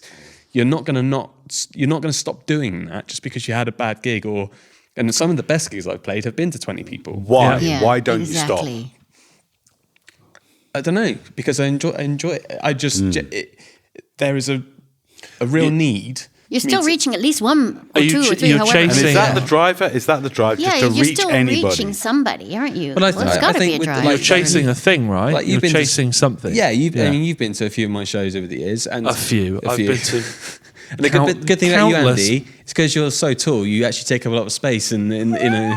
But, You always know I'm there. No, but honestly, I can say some of the best shows I've ever done have been in a basement in a pub in Bath. You know, I've actually had more fun doing those than I have playing, you know, opening the O2 for a big act. What I'll does it agree mean with to that. you? What's the difference? It's having a good time and feeling like you're being listened to. Like, so I've had and that's again a learning experience. It's like one of the worst gigs I've ever done. Yeah, actually, it was a few. So one of the best gigs I've ever done was opening for Stiff Little Fingers at the Cheese and Grain in Frome. Right, hometown, home crowd, friends and family there, good vibes, playing with a band I really, really respect and love. You know? Legendary band. So you can't take, you know, we talk about what you've achieved in time, and for me, that was one of those like tick mark moments. Like, I'm validated because I've done this. Absolutely. We also played with Stiff Little Fingers in the O2 in Bristol, which is one of the worst gigs I've ever done because, you know, we're going through the Cheese and Grain Frome, which I think that it was sold out. It was, what's the capacity of the Cheeser? 800. 850, whatever. So 850 people were not there to necessarily see me, but they were there to see Stiff Little. But we played to that crowd and they were into it and really enjoyed it. A few days later, we played in the O2 in Bristol, and we were first on, and we played as doors opened. So we probably played to our roadie and the sound man and 3 drunks who got there ready for the beer deals. Do you know what I mean? So it's one of those moments where you realise you take the rough with the smooth, the peaks with the troughs, but I still do it. You know, I didn't after that gig with Stiff Little Things where I only played to 5 people. And it was terrible. It was actually terrible, you know. But so there's people that would cut their right arm off to have that opportunity. And it's unpredictable Yeah, as and well. it's so unpredictable. But I know, you know, you get those every now and again. You get those moments which give you that validation. So you play that Cheese and Grain show to 850 people, or you play that festival slot, or you release an album and it does way better in the first week than you think it would, and that makes you want to do the next thing. And I think a good analogy is I read once there was a surfer said, "I don't ever want to surf the perfect wave, because where do I go from there? Yeah. It's You know, over. Yeah. where- I've had where- this- The where Neil do you do? Armstrong effect. Yeah. isn't it? Yeah. Kind of, I've had this conversation with myself where it's like, if someone was to say to you, Andy, can you drum for so and so, or would sick ones like to play the pyramid stage? Yeah. Not that would happen, but when you step off that step, like Foo Fighters at was just about to say Foo Wembley Fighters. Stadium, Yeah, 2008, there's that moment where do they go you from can that? see Dave and Taylor just sat there like, Where'd you go? You know, what's going on? First gig on the moon. And you what go- it occurs to him, he's playing Wembley. Right, yeah, and you step off That's it. and you step off to the backstage. Where do you go from there? You've done Well, it. I started my career with a moment like that. We talked about this on the podcast, working with Tony Robbins, who's Yes. this huge American motivational speaker, and he was how I started my career. Is he the really big guy, the really tall? Yeah, really huge, huge teeth. hands, The big old teeth. teeth. Yeah, giant of a man. He's in Shallow Hal, I think. So I started my career helping him, and then I've managed to make a career helping people who sort of, for want of a better word, sort of want to be like him. You know, want to have a business like his, and it is interesting going from those high points to, okay, how do I take a high point like that and not Neil Armstrong effect, right? Like not just be like, well, I'm done. I'm What done. now? Everything's been met. My biggest dream, which was my biggest dream, you know, this was the guy that had helped me with my blushing. You know, I'd listened to a tape set of his in the early 90s and it had helped me overcome my blushing. And I dreamt of helping this man in return. And I help him. How do you keep going beyond those moments? How do you do that musically? You play the O2 at Bristol. How do you then go, okay, Because I guess in my head, the O2 at Bristol isn't the pinnacle. It's again, it goes back to the earlier thing I was saying. It's like, I think you aim for things. Well, I have definitely aimed at things in my life, broke it down into sizable chunks. You know, I need to be able to play this instrument before I can step on a stage. Not that that's really stopped me. I still went on with not. I still do that now. Sure, I went on when I couldn't play. Yeah. But I think there's moments where you have those, you know, great, the best gig of your life, and so you're going to try and want to replicate that, you know, and it's never enough, is it? It's never. You can produce, and I think we've spoke about this a lot. Like Andy and I, if I'm recording something, I might send Andy something and go, "What do you think of this?" What I'm actually asking Andy is subconsciously is he going to notice the mistake I made in the second verse? I don't. And he doesn't. And that's the is thing. that what you think you're looking for? Is like, show me the imperfection. Yeah, I think it is. Yeah. I think it is. I think Do it's. you find that as a DJ? No, I don't want people to notice the imperfections, or at least forgive me for them. Yeah. I'm not quite. Is there a that much of perfection No, you're seeking? I'm not. I gave that up a long time ago. I'm There's not a there's an perfectionist. authenticity to what you do, though, and I'm not saying that covers up for any imperfections. What I'm saying is that it's very real, and you know, there's not Radio 1 production on it because you can't do that. No, at first I tried, and then Yeah. I just thought, oh, bugger this for a But laugh. I there's- can't be arsed. But we talked about Howard Stern earlier as well, and there's that rough and ready, that rawness, that Oh, yeah. authenticity. There's something. I don't have real lesbians about it. making out on my show or anything. Well, Maybe one day. I was Not going to yet. suggest. Not yet. So what are you suggest the seeking? next step? What's the would what's be- the word? What's the What am I seeking? what's the angel you're chasing with your work? God, I suppose I'm seeking what everybody else is seeking: fame, glory, Recognition. recognition. Yeah. Yeah, like to be understood that you are doing something, and you are doing it to communicate to other people. Just not want people yourself. to like it too. Yeah. So the nicest thing is Yeah. when somebody goes, "Eleanor Talbot, I recognize your voice from the radio," and you're Yeah. like, "Oh." They don't say whether it's actually a good You've thing or not. connected with They just said they someone. recognize me. It's always a good thing. It's always. a Do good we think that's, and I guess it's a great question, we all do things which are, you know, creative or, you know, have a spiritual element, something about the self involved in them. But if we were, let's say all of us worked in a factory and a production line and we just made shoes, would we get the same sense of satisfaction? That's a really good question. Someone came up to me- maybe we would want to make the perfect shoe. Yeah, if someone came up to me and said, "That's the best shoe I've ever seen," Well, what's the shittest job we've done? What's the shittest job you've done? Oh, good Lord, the shittest job I've done. And what was the perfection you sought in that shit job? Well, I've done tons of shit jobs. I have done loads of What's shit the jobs. shittest? That is such a tall order because I've And done what was the so many perfection you shit sought in that jobs. shit? I The worked perfection you sought in, in that shit. What a I question. worked for 6 months I love in that. finance. Wow. Right. Yeah. And I hadn't a fucking clue what I was doing. To this day, I have no idea what stockbrokers do. None. That's amazing. Wow. Do you know what it's like to Yeah. coast for 6 months and not know anything and not know what you're doing? Wow. It's terrifying. Do you know the scary Say thing? more. I've heard Me that as mayor. from numerous people who've done that kind of job, and it's now making me think, what the fuck is our economy built on? Well, I would ask them, what do you do? And they'd I'm say, hearing that quite a lot. well, right? I'd say, so what do you do? Oh, I'm in charge of, I don't know. They would use a lot of that business speak, which I loathe. Oh, I think outside of the box. I'm in charge of, whatever. Well, I can't even think of anything. And I'd be, okay, but what does that actually mean? What do you actually do? Well, and they just repeat. And okay, but a secretary types letters. She does something. She produces something, or he, a paralegal works on legal documents. What do you actually do? And in 6 months, nobody could tell me what they actually bloody Do did. you know what you do? No. And I talk about imposter syndrome. Yeah. I was terrified. That's terrifying. I had no People- clue what any of this stuff was. People are floating through life waiting to get found out, and I've seen that at all levels. I think that's true. there's a whole thing of job titles are important, aren't they? Because if you're the director of something, that means you know something. At least you can say something. You can Yeah. attach something to what you Yeah. think. What you you put in your Yeah. Instagram bio. Is, I finally had whittle to it quit down? because I actually quit quite spectacular in a big meeting. And I just I just stood up and said, I'm done.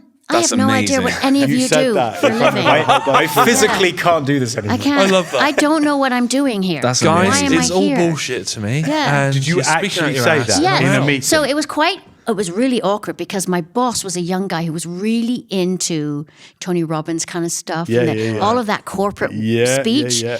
And because I finally just interrupted him and stood up and said, I'm done.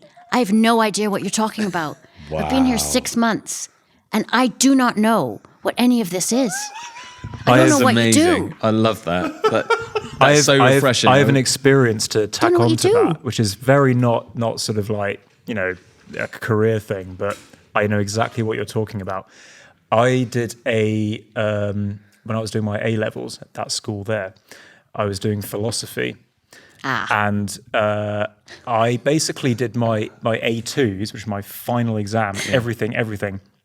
And I'm really not joking. I've told this to people and they can't believe it. But I was doing the exam. And with philosophy, it was kind of like you're quoting philosophers over the centuries. Yeah. Things get a And bit at murky. some point, after the Platos first... once said, Yeah. After the first paragraph... Who's Platos? Who's Platos? Hey, Tosspot, he's very is that famous. not a guy? Platos. Plato. The famous Plato. Platos. So great, man. Imposter Syndrome, you've been found out. Yeah. Just keep that there for me. I'll lend you my Socrates book later because that's rad. So great. And Platos. Kratos, as once said.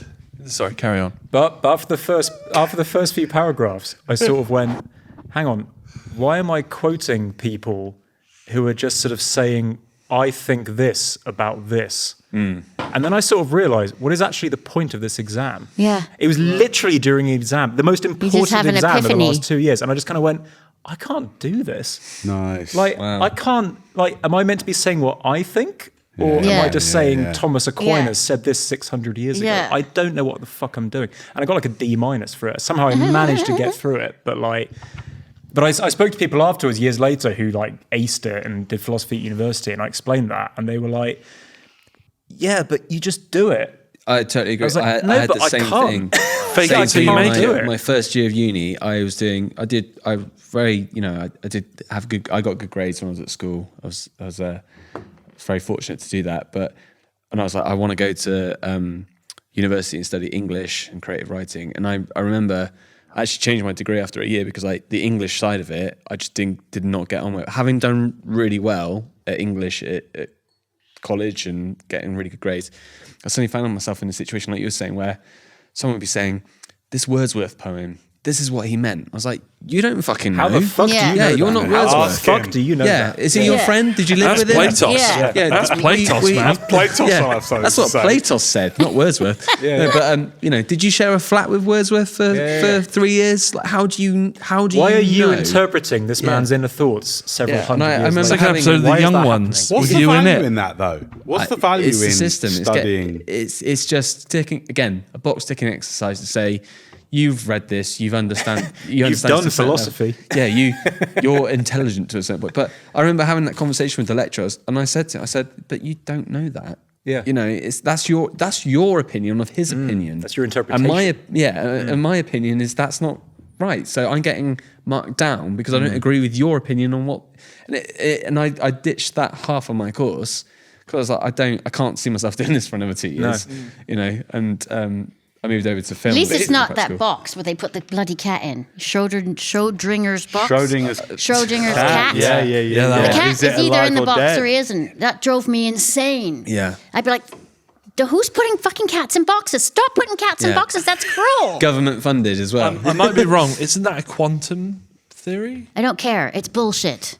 It's The cat spontaneous. should not be Sean, put is in that boxes. quantum? Because it links to the whole idea of apprenticeship.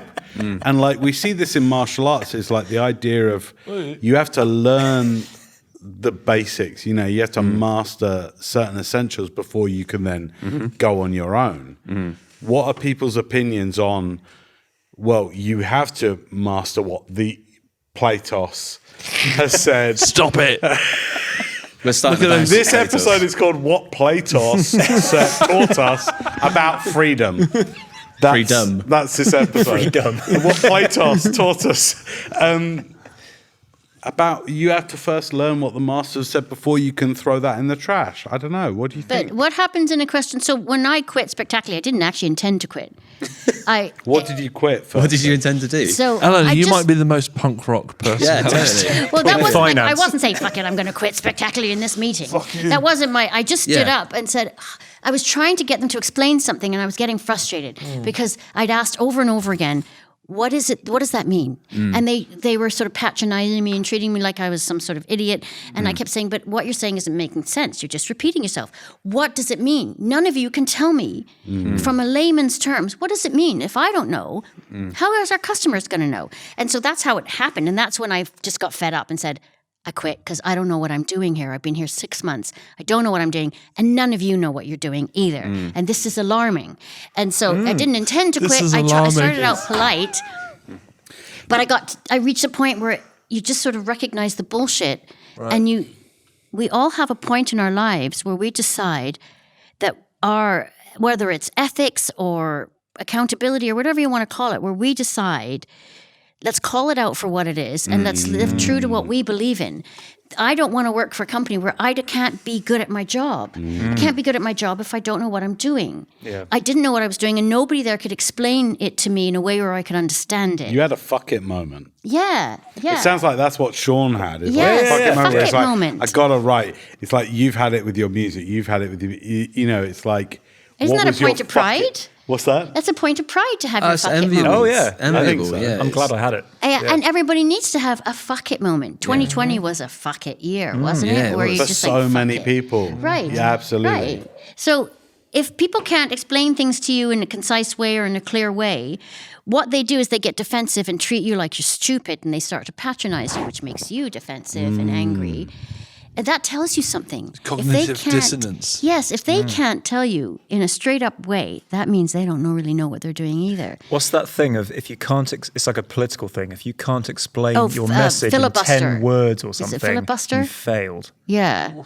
But it's something. It's to do with like political sloganeering. Like if you can't explain your thing in less than, I think it's 10 or maybe even less words, you failed. I have a great Because story people will about just that. tune out as soon as you the start getting to perfect words, story. words. It's just no. Tell us. Well, it's So the same with this- with a radio PR email. Yeah. In the first 2 lines, if you haven't got me, you're not getting on the radio. That's the way it goes. But yeah, carry on. Okay, so this is the perfect story to explain what you were just saying.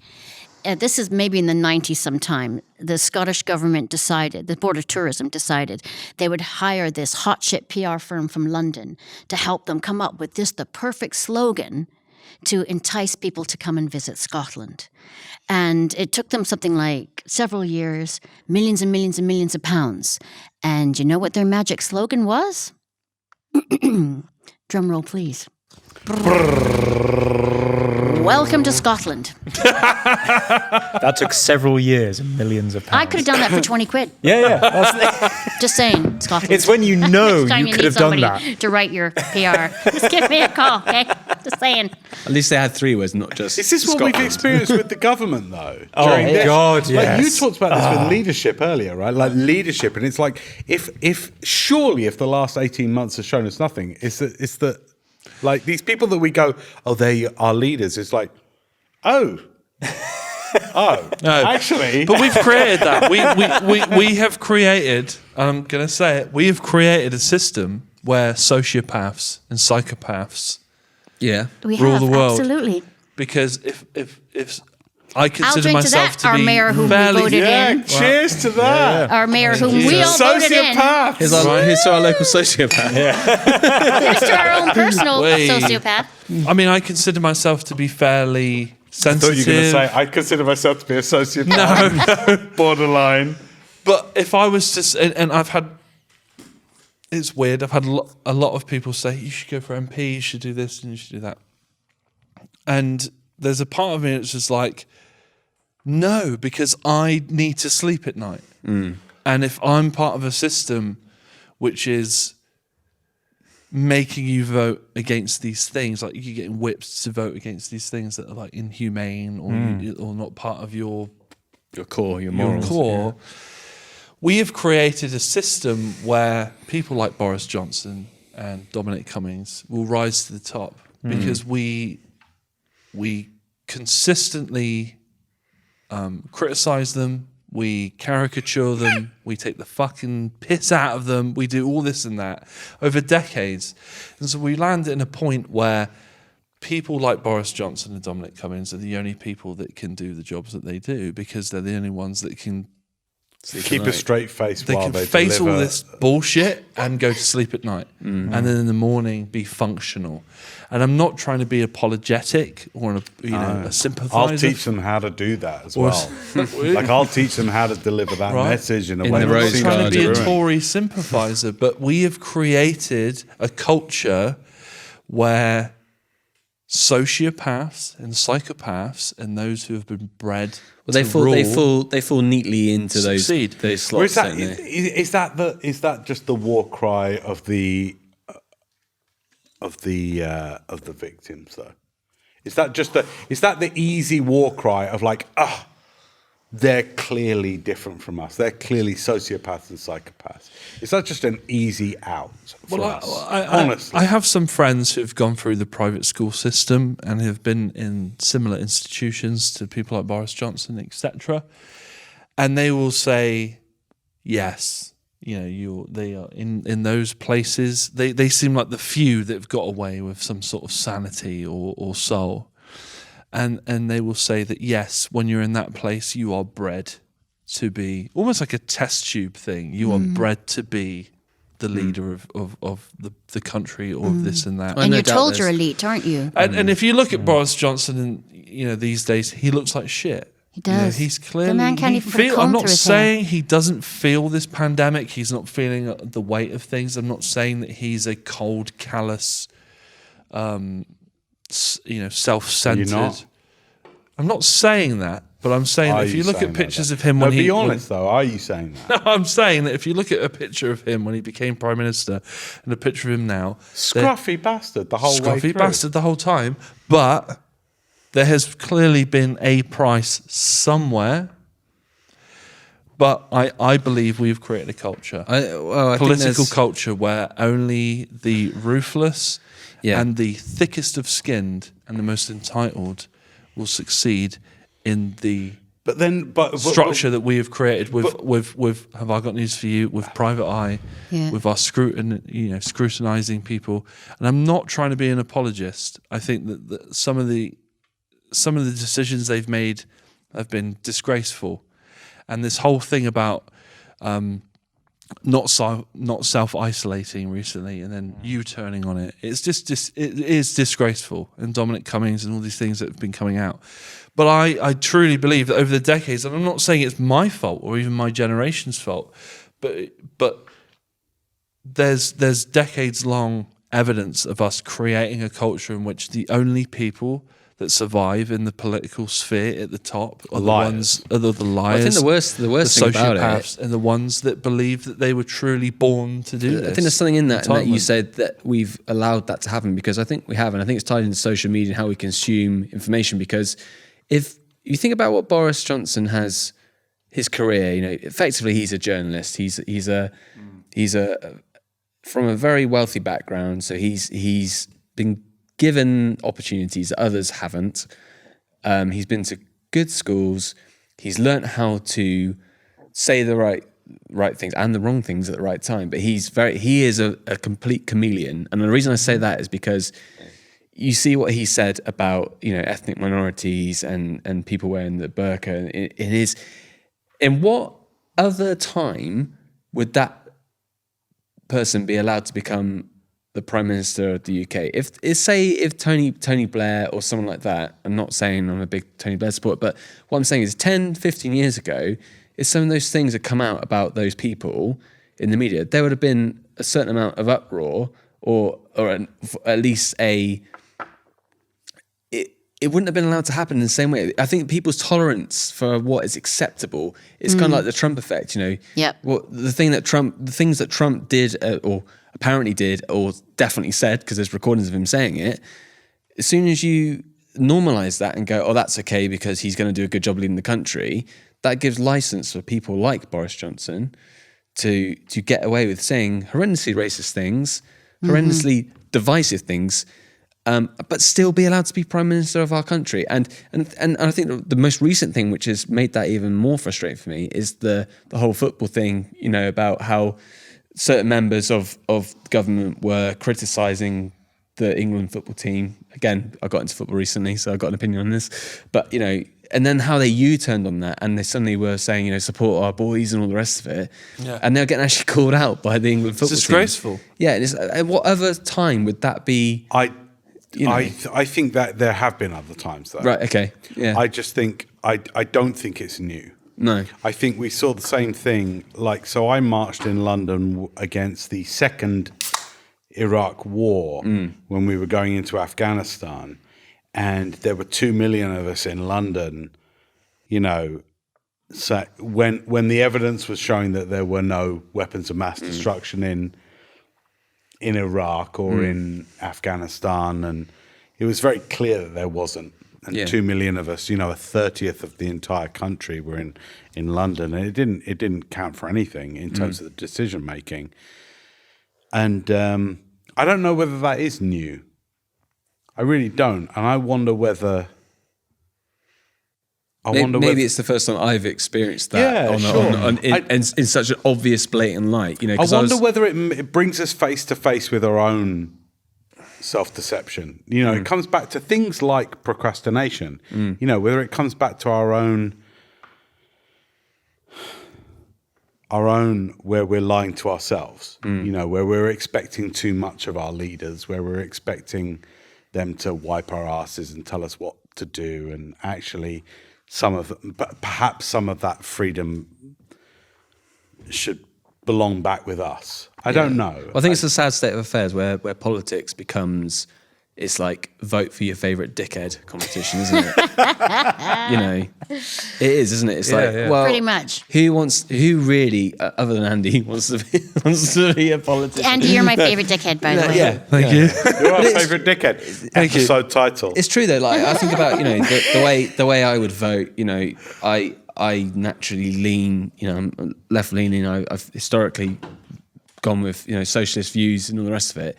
But even still, every time I vote, I'm like, I still think you're a bit of a twat. There's certain things about that person, and I'm like, I don't 100% agree with everything you're saying. I think for you to be in that position and want to do what you do, it's very complicated. You're not completely selfless. You're not completely doing what's right for everyone. And I think to be a politician, especially a career politician, everyone is making some level of compromise. And I think so. So I think you're right. I think we expect too much from our Yeah, leaders. we want it to be looked after. Are we Yeah. trying to select a fucking nanny for ourselves? Yeah. Or are we just wanting an Very true. administrator to take care of some of the small print?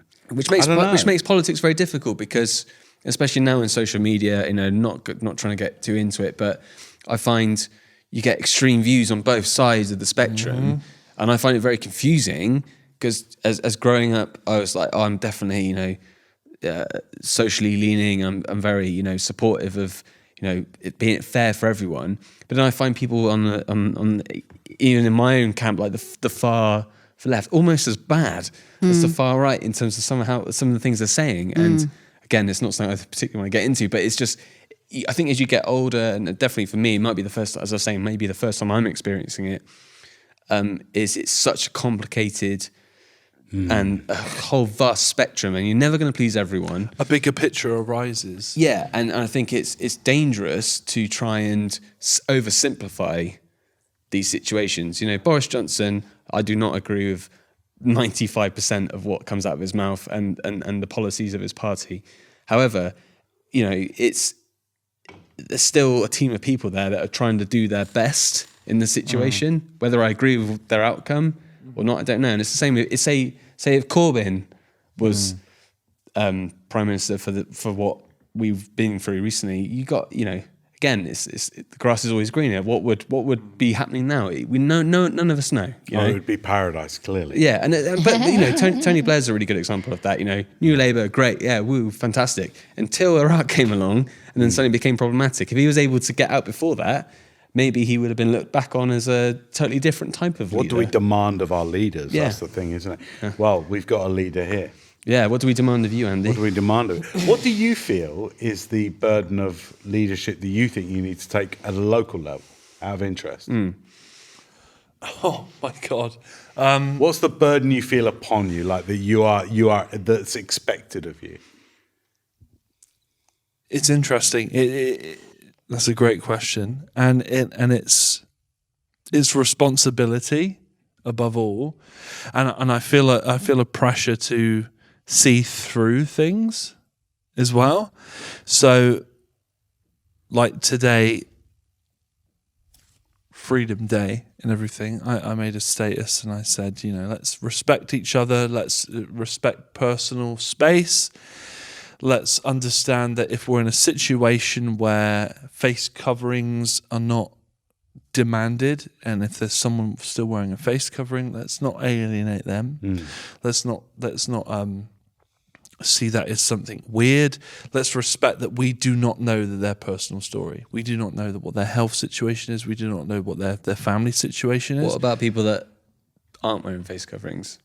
Yeah, that's interesting because again, it comes down to a personal choice again, doesn't it? And I don't know. I don't know what to say to that. I remember you telling me about when it was last year. I can't remember exactly what point of various lockdowns it was, but you when you were deputy mayor. Lockdown 910 2.0. Yeah, I'm literally trying to remember which one it was. I think it was like summerish. So maybe it was going into like the tier system in the autumn or something. Anyway, Anita, who was the previous mayor, who went through several sort of health problems in the last couple of years. So you sort of, as a deputy mayor, stepped in to help her out. You put out a sort of a poster, like a statement. Oh, it was is this the open letter? Yeah. I think this was lockdown 2. Okay. Yeah. And it was just sort of saying, this is how I see what's happening to us. Because it's a thing happening to us. We have no control over it. It's going to affect our families, our businesses, our work, everything. It's also going to affect me, and I'm your elected representative. This is how I feel about it.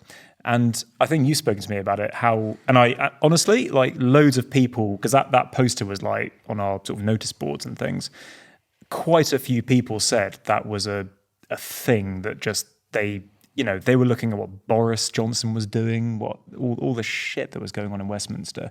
And to have a local representative just say, this is what I am going to be doing, this is what we're going to be doing, and I hope that all of us can kind of appreciate that we're just looking out for each other at the end of the day. That's the only thing out of all of this. That's what I took from it. Yeah, well, that was born from someone messaging me saying, like, where is the leadership here? Yeah. We're going back into another lockdown. You guys are in a position of moral leadership. Where is the leadership? And I sat there and I thought, oh, like shit, like you're right. Like we like, and there's the imposter syndrome again, where you go, well, I'm not the guy to like project over the town my opinion of how this should go. And then someone goes, no, but you are, because you were fucking voted in. And you go, shit. No, I'm the guy. Yeah. I'm the guy. Yeah. So how do you decide on your stance? And so suddenly I had this sense of, we were talking about it in our podcast, this sense of duty. Yeah. And I had to, and I was like, yeah, no, you're right. Whoever it was that messaged me, I was like, no, you're right. Like crying out for like, I'm okay. What do I do? But where is the leadership for everyone else? Yeah. So how do you not just go, I don't know? Because you can't. So what's your source then? You have to look in yourself, and you have to figure out that personally, I'm quite privileged. But also, then there's a massive sense, and having read what you write, I'm not trying to blow smoke up you or anything, but it's the sense of honesty that comes across, because you're not. Well, I have to be, because I'm not an Eton educated. That's what I was about to say. You're not a career politician. You've not been aiming for that world. So actually, when you say something from your heart and is, people may disagree with you, and that's totally fine. They go into I can't please everyone. If you're honest and you say what you think, and as long as it's not like massively offensive to someone, but the fact that you're genuinely like, you're just saying it as you think it. I think there's a lot of people have respect, and that's why I'm pleased that you're doing what you do, because I think you're not trying to shape yourself into, this is what I need to be the mayor. You're being honest, and I think people respond to that well, whether it's good news or bad news, or like I said, some people will agree with you, some people won't. But if you're consistent with that, I think ultimately everyone, people of Frome, people that care, are interested in, will respect that, regardless if they agree with you or not. And I think that's one of the things that's been missing from modern discourse, is that it's okay not to agree with someone. It's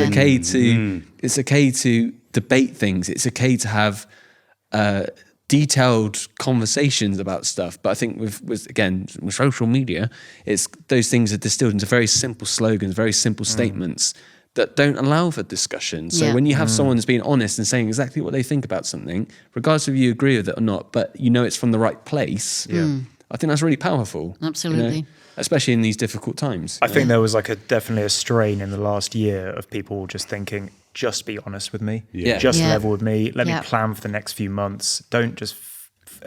a classic example, the whole Christmas debacle, which I think should go down in history as like a example of how not to handle a crisis over like a 2-month period, where you promise something, everyone knows you're not going to deliver it, and then you don't deliver it, and then you blame other people. It's just like I encountered so many people in that sort of like 2-week period over Christmas who were like viscerally pissed off because they couldn't see their families, and they'd been promised they could see their families. And that's what I mean by when you said this is months before, you put that poster out that just said, this is how I take it. I'm not a Westminster politician. I'm dealing with this as well. This is how I take it. And you voted for me to represent you and to give some kind of like clarity in all of this. This is how I feel. I hope you take from this what I can. That was so much more than absolutely the shit we had to deal with. What I think is really interesting, and I'll ask you, is since being mayor, you've obviously spoken to a lot of different people from different walks of life, different experiences. Has that been...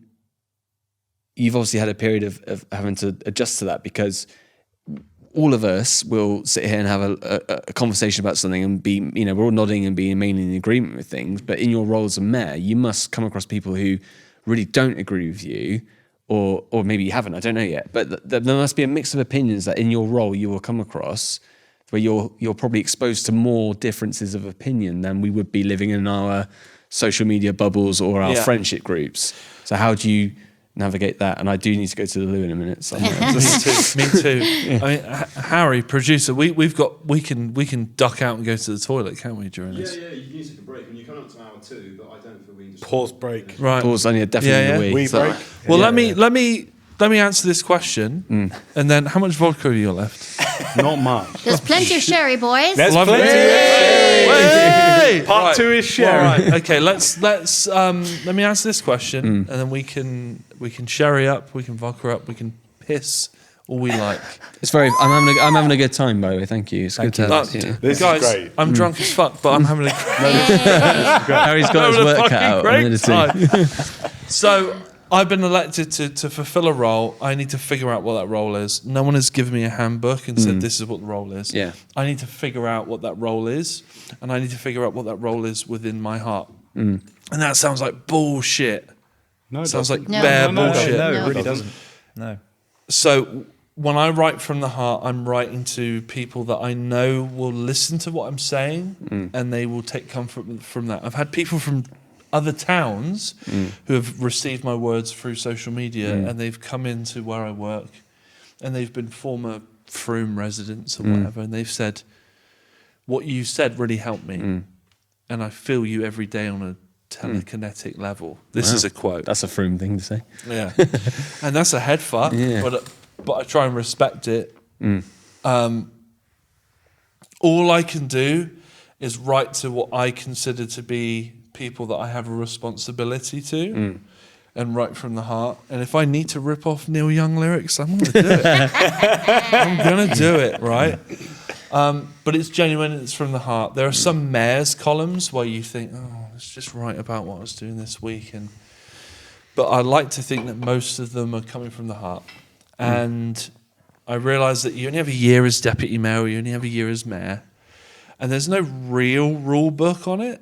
It's just that I just feel that if you do it from the heart and you think that you know the heart and you read the room of your community as you're supposed to, then do it. And I've been really, really lucky and really, really grateful to receive support from Old Frome and this new hipster Frome. Old Frome see me as a born and bred guy that's always been here and talks for them. And new Frome see me as I've always thought you could bridge the gap. Seriously. Thank you. Mid-Frome. Yeah. Mid-Frome, intermediate Frome. I do seem to find myself in a position where I can bridge that gap, which I'm aware is a very rare political position. I don't take that lightly, and I try to maintain that the best I can. You bear the responsibility. It's a big responsibility, but it's really helpful knowing that it's only a year as well. Yeah. It makes it like it doesn't become a burden. It becomes a thing that you want to embrace and that you want to do the best you can in. And yeah, I find myself in a position politically that many dream of, and I don't know why that is. It's just happened. Because it's come from the right place, maybe. And I'm trying not to overthink it too much.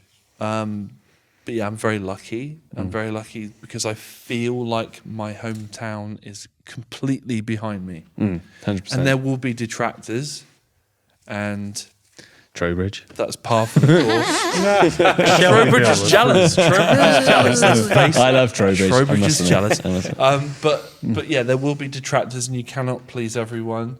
But I'm in a position right now where I feel like I have a majority, and if I went to upper levels, I feel like Frome would be behind me, and I'd have to focus on other areas. You'd have to get a suit though, wouldn't you? That's the thing. Fuck that. Never Fuck get a that. suit. Should we take 5? Yeah, man. Guys, that's amazing. I'm fucking drunk. Hey, Are you always this drunk podcast? Drunk. No. brilliant. Yeah, just give us a nice firm. Yeah, it's like you're going to link Firm up. clap, Nick. Come on. Thank you very much, Nick Wilton. We are back. We have had a good piss break. We've been able to eat some chicken wraps. We've You're the drank only a one little that more. ate chicken wrap. I had bites of the chicken wrap. And for a I very did. good reason. Did So you we pick your favourite guest to share that with? the chicken wrap? Stop it. And actually, the packet of that wrap is on that table. We should probably get rid of it. It's a great packet. It's a fantastic packet. Sponsored by Packets.com. Other supermarkets and are available, aren't they? Do you like packets? You'll love this one. Merchandising. Is this your world? The Now ratings are take a going look up. at this packet. The ratings are going up. Amazing. I'm not really sure where to pick up. Where did we leave it last time? When we We We I were asked you- talking politics or some shit. Yeah, no, I politics. asked you a question, didn't I, about your responsibility as mayor to address Yeah. different people's opinions. So And that you- we can hold you to this Yeah, across yeah. the years to come. Yeah. So whatever comes out of your mouth next needs to be really good.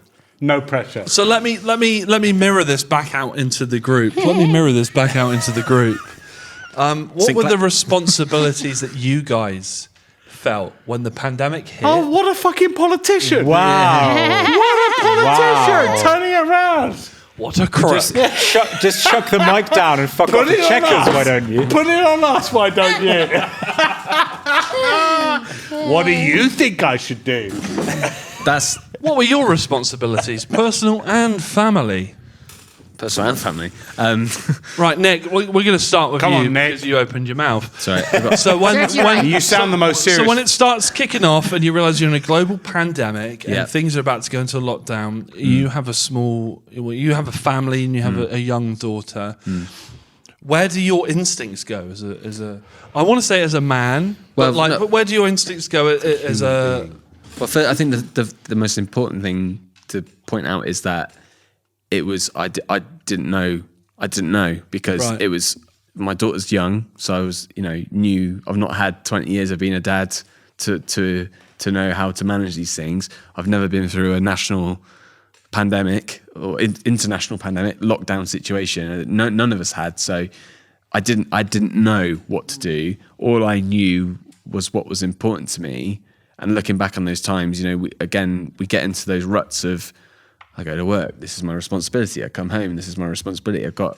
This is what I like to do, this is what I don't like to do. All those kind of stuff, all those things. But what really brought it home for me was that none of that work, things like that, don't actually matter in those situations. Well, of course they do in terms of paying your bills and keeping yourself afloat. But my focus suddenly became on how is my daughter going to deal with this situation? How is she going to live through this? Exactly. You remember at the very start, we knew nothing about this virus. Yeah. We knew. We heard the initial reports coming out of Wuhan. This could be the secrecy around that. There was mixed. I remember there was mixed reports of some people saying people were dropping down dead in the street. From this virus. We didn't know how it affected kids. We didn't know how it affected adults. So that was a really scary time because I could see it was definitely going to get out. It wasn't going to be an Ebola or something which happened somewhere else, and that's maybe my island mentality being, born and bred UK, but all these things always happen somewhere else, a Zika virus, Ebola, SARS, these happened in other places. So when we saw these things propping up in our news media, it suddenly becomes very apparent that this is something we should be not just aware of, but probably a little bit concerned about, and especially with the UK being the port that it is for incoming traffic. I remember thinking very early on, this is going to be a problem because we have people coming in from all over Europe, all over Asia, all places, and no one knows what this is going to be like. So I was actually in my job I was working in at the time. The CEO of the company was very hot on reading up on the news and read multiple news sources, not our standard news sources, very into that. And so the company I was working for at the time were very ahead of the curve, I'd say, in terms of I was actually part of a pilot group to start working from home to see how we'd manage that. So in February, about midway through February, I was one of the first people in the business to start working from home to see how we could manage that. And it was fine, internet is a good thing, isn't it? We can all make. And that's one of the good things that's come out of this. I think people realise that we can be trusted to work on our own and use our sort of intuition to get things done.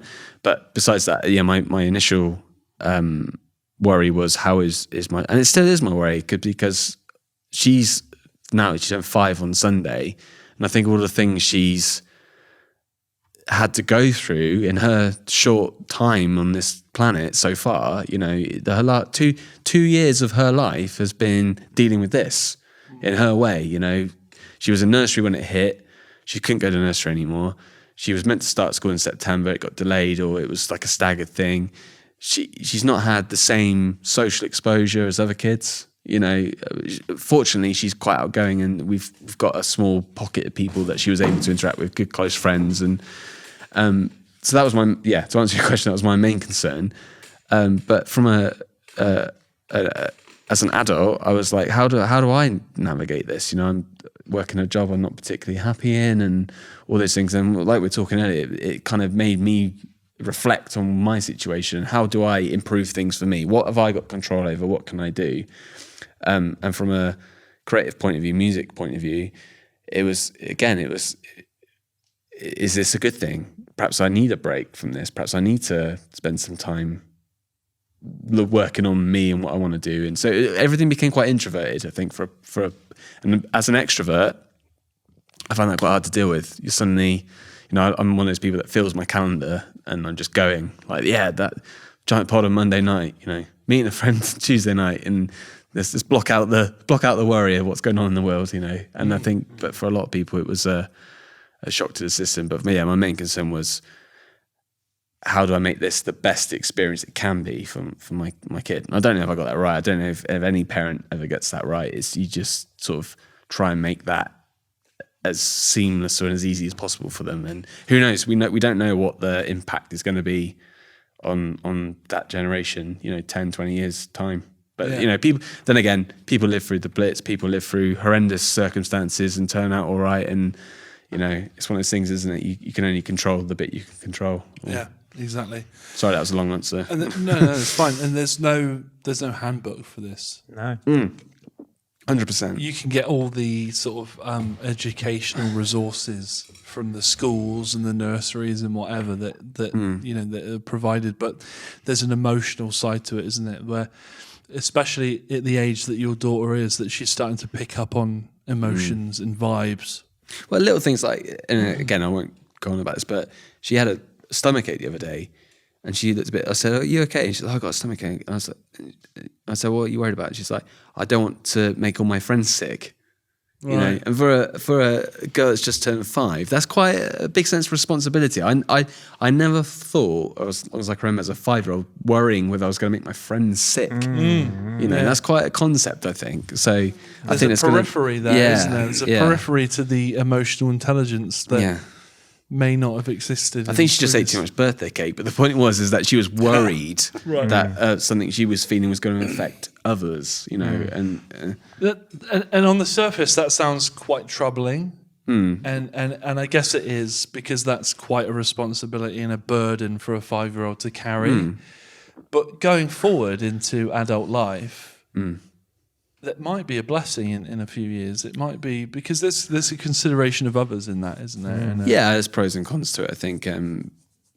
But from a musical, artistic level, what's the responsibility of commenting on these things is the other thing. Do you suddenly write? As a writer, is it your responsibility, or as a radio show host, to address these things and be responsible for addressing these things? Because again, none of us have.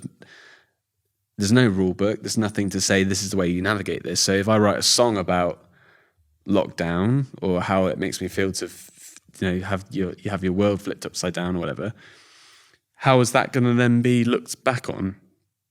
Maybe that's an ego thing. Again, the fact that someone might listen to that in 10 years' time. But you have this output. But is that the right way of conveying these things? Is that going to last, or is it going to be something which is just going to be taken out of context, or seen as, we all know those songs or those things which are so of a moment that they don't relate after, and I think that's, from a creative point of view, that's an interesting thing to try and get your head around, But also those songs are very interesting as well, and that's part of why I love the history of rock and roll, is that when you dive into a back catalogue, you're getting a history lesson on social dynamics and social issues, and there's things like, you know, like Jimi Hendrix would have addressed that when there was race riots. You know, it's like, why are you destroying your own community? You know, things like that. So is there anything Frome is doing to archive this stuff at the moment, like a local? So. Yeah, there's a lot of people that, like, you know, there's so many characters around. I know a guy that's tracked and archived the weather every day since like 1980. Wow. You know, so there's people that like just do their own thing. And I'm sure that it's somewhere it's being tracked. I mean, we got a reputation throughout the pandemic as the town that beat loneliness, because the town council, and I can't take any credit for this at all, this is not my doing, created a campaign where it was like checking on your 5 nearest neighbours. And that was it was such a simple concept that if you've got nothing else to do, if you're furloughed or if you're sat at home and you're just trying to figure out what to do, you've got 5 people in your street, knock on the door, keep a distance, say, hey, how are you doing? Are you okay? And I think there's a lot of communities and there's a lot of streets now coming out the end of that lockdown sort of culture where they're very close. So like just yesterday, I was at a street party and it's a hard gig, isn't it, being in there? It's so hard. I was at this street party and I'd given them a bit of a mayor's grant to get the insurance for closing off the street, and really nice of them to invite me to come down and you know, sample the vibe and have a few drinks with them and everything, and it was really lovely. And I'm not sure pre-pandemic whether that would have been a thing that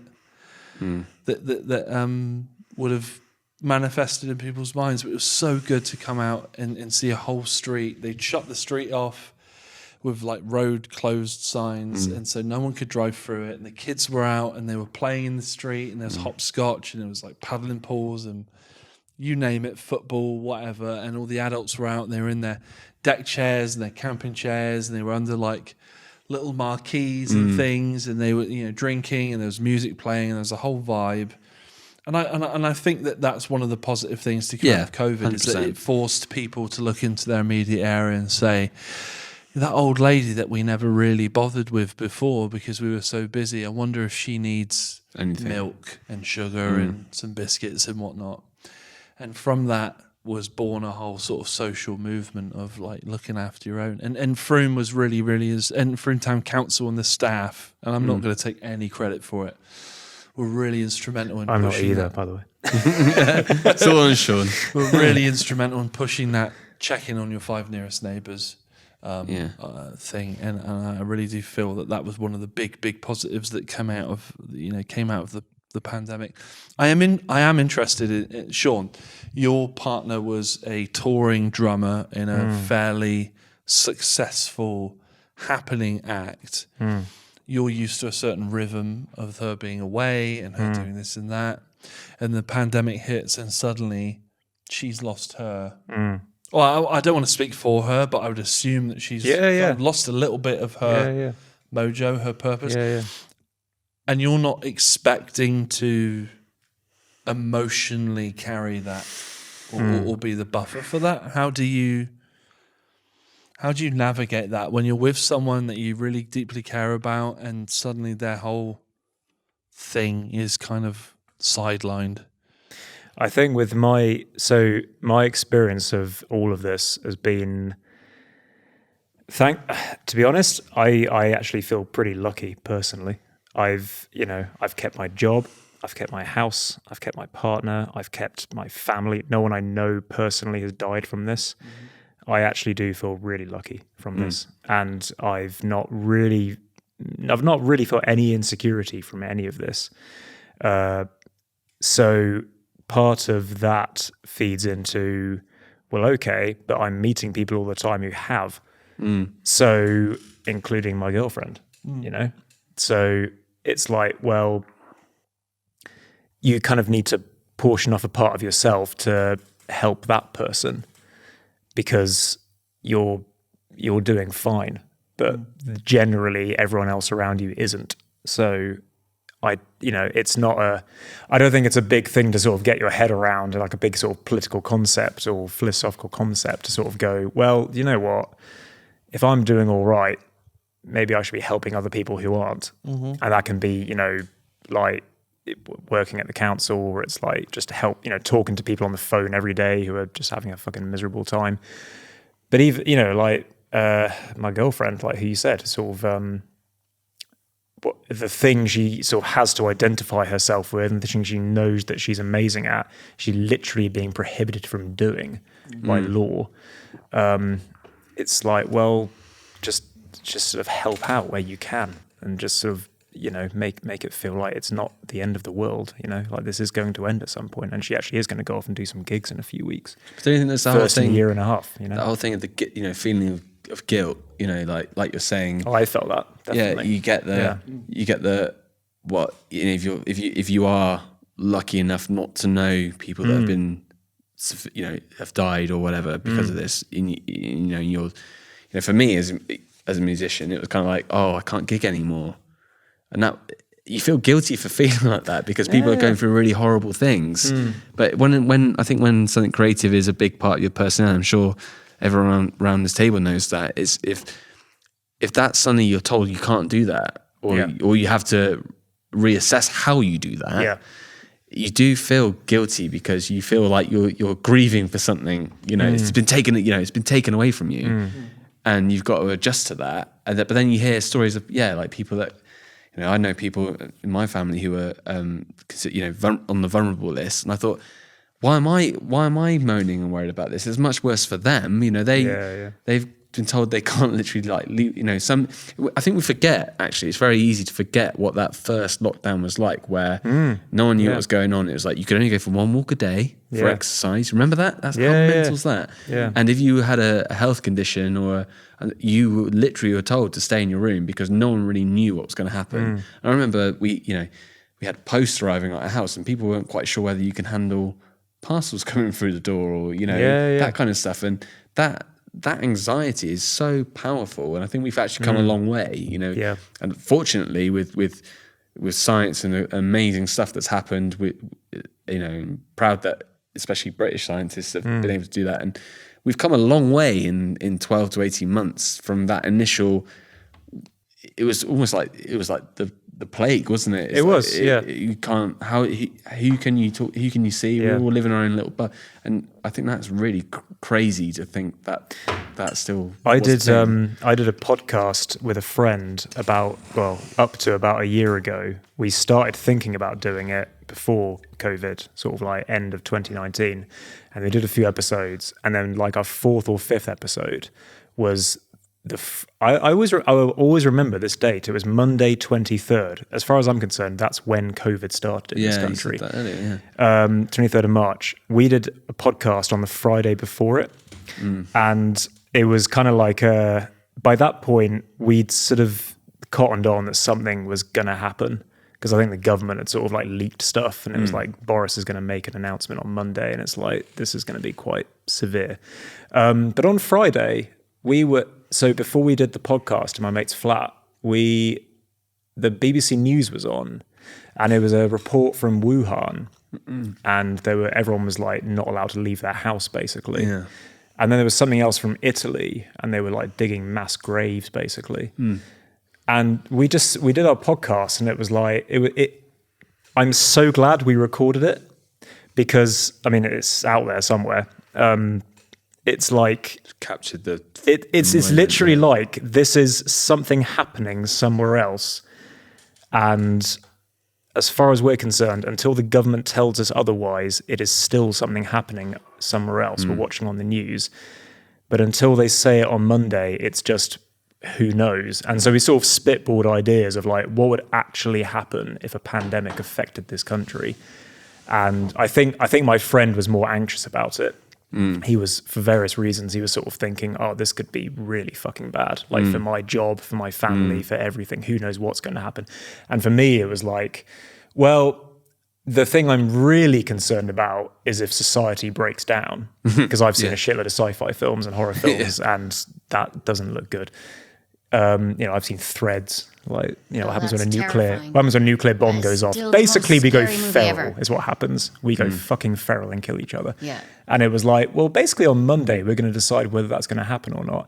And the interesting thing is, on the Monday, it was decided we would go down that route, but it was up to everyone to kind of go, well, are we going to go feral, or are we going to just try and get through something together? And from what I've seen, that we just fucking did, basically. You talked about Threads. I rewatched that during the pandemic, which probably wasn't wise. Yeah. That movie is, to this day, still absolutely fucking terrifying. Yeah, it really is. And it's nothing about the nuke is like the first 5 seconds. Yeah, It's yeah. how people How respond society to it. just How, breaks down. how did you terrifying. find it? Is that the Oh, it's Ukrainian a classic film. British film. No, I mean, I was going to say, how did you find? You said you were Oh. on the vulnerable list. For you, how did you find that being told that by at that point in time the government? That must have been quite scary, not knowing what the situation was like. Kind of surreal, but at the same time, I've spent most of my life strapped to a dialysis machine. Yeah. And when you're literally strapped to a machine, you can't go anywhere. You're stuck until the treatment's over. Yeah. And my treatments were anywhere from 4 to 8 hours. Wow. So 8 hours strapped to a machine is a long time. So it's not really, it's sort of status quo for me. Nothing's really changed much. I'm still strapped to a dialysis machine. And Did you find other people were having to say to people, because everyone has different levels of what's acceptable. Were you having to say as a vulnerable person, actually, I'm not comfortable with this, or actually, yeah, we did have to actually can enforce be. quite a few rules. Yeah. Because obviously I was more vulnerable than the average person, for sure. So at first, I was pretty much prisoner in my room. I didn't even go into the garden. We weren't even sure if that was allowed because I got a letter from the government saying I could open my bedroom window, but I couldn't actually even go into my garden. So that was a bit odd. That was a thing the government told you to do. It actually told me to do in a letter, It's staggering. Naturally, I broke Looking that back. law pretty quickly and went out into the garden. But I started taking walks at night at 3 o'clock in the morning because it was quiet. And I felt guilty, like terrified that I was going to get arrested for being out on the streets. Yeah, so that was kind of weird. Other than that, though, no, it hasn't really affected me too much. I was going to ask you that within our podcast, in your Giant Pod episode, we talked about your prognosis from the doctors, and you can go into this or not go into this here if you like, but we have had essentially 2 years written off, haven't we? Yeah. And I was curious to feel to understand how you felt when things like that were kicking off, given that you were given a X amount of years or a projection on how long you could carry on with the treatment that you were going through. Yeah. How did you feel with that? Because it must be quite frustrating, right? Because it's Yeah. I mean, if you've heard your episode of the Giant Pod, you'll know the prognosis. But Yeah. it's quite, what we've already gone through is quite a chunk of Quite a chunk of my time wasted. Right, what you were told. So Yeah. how did you deal with that? Because we've all sat around here and said, oh, well, we were determined not to let this stop us, and that we would carry on and we would prevail and that we would continue to be productive and everything. But like, we are coming from such a privileged position where we haven't had I don't know even how major challenge. Yeah, we haven't had some sort of prediction put on our, where things may or may not yet. Yeah. end. Yeah. So how did you reconcile that? My first thought wasn't this fucking typical? It's just the story Are you of sure you're my not life. British? You're a funny man, God. Real funny guy. Yeah, typical. Worst stand-up ever. But honestly, it hasn't been that bad because I've had the radio to keep me occupied. Right. I've met amazing people. Yeah, it's been challenging, but it hasn't really stopped me. My mode of survival has always been, Andy, to ignore it, basically. Right. Not stupid. Obviously, I know my limitations, and I still do my treatments, and I still reasonably behave myself. Hope my doctor's not watching this. Anyway, Bullshit. yeah, I reasonably, Sponsored by Harvey. which is not high in potassium at all. So I, for the most part, I take reasonably good care of myself. But mostly I just ignore those things. Don't think about them. So I suppose one day it will come to pass and I will think, fuck, I didn't do enough. I didn't read enough books. I didn't listen to enough music. But I don't know when it's going to be. I was given a projected amount of time some years ago of 5 years, years ago. And so if you were to base it on that, I've got maybe 2 years left. But that doesn't mean that that's actually what's going to happen. Right. I could be that one person that lives for 20 years. They're just saying, based on her health record and her prognosis, if she doesn't get a suitable transplant within this defined amount of time, we don't think her survivability will go past a certain amount of time. Of course, it doesn't mean, like I said, that that's going to happen. I am on a transplant list here in the UK. My chances are very slim because I have so many antibodies. Never say never. I don't care, though. I don't mind that I may never get a transplant and I might actually pop this mortal coil in a few years. Actually, I don't mind any of that. I've come to terms with that a long time ago. All I care about is making the most of what time I have left, doing what I can while I can do it, whatever that's doing a radio show or traveling or whatever it is. And we've heard this over and over again from all sorts of people who are dying or otherwise who say, make the most of it, make every day count. It's not very realistic. We can't make every day count, obviously, because life gets in the way. But if you can at least try and make the most of what you have and don't think about it, don't think about your demise or what might happen in the future. Really do live for today. Because we can plan all we want, and I'm not saying it's not good to plan. It's very prescient to plan for the future. But if we spend all our time either living in the past and constantly regurgitating the past or planning for a future, we're not really living in the moment. And we hear all this talk about mindfulness and living in the moment. There's something to be said for that. Our lives are made up of moments. Everything is in the moment. This is in the moment where we are right now. So why don't we just maybe focus on that a little bit more? Yeah. Stop 100%. being so obsessive about what has passed and what is to come. It's a weird thing though, isn't it? Because like everything, you were just saying, Andy was saying about being given, the concept of a time limit or having an awareness of that. Like ultimately, none of us know when we're going to go. No. Do you know what I mean? We're all in the same boat, whether you've had a prognosis or whatever, or we're just living, I always think, I could be living my best life and walk out the door when I get hit by a bus. And we're, in a way, and I'm definitely not trying to belittle anyone's situation at all, but we are all in the same game, really, aren't we? Exactly. We're all here, and anything happens at any point, and it's just, it's a crazy, crazy thing that I think you're right. It's not practical to live every day like it's your last. You can't party 24/7. No. Can you not? No. Sorry. I mean, well, you just bring that a bit closer but it's we all have a duty, I think, to be good to each other, and you'd like to think, wouldn't you, that you did your best, and people think you're an okay person. Exactly. And if some people. We're all of us are fortunate to be here. I'm fortunate that I've reached the age of 35. Do you know what I mean?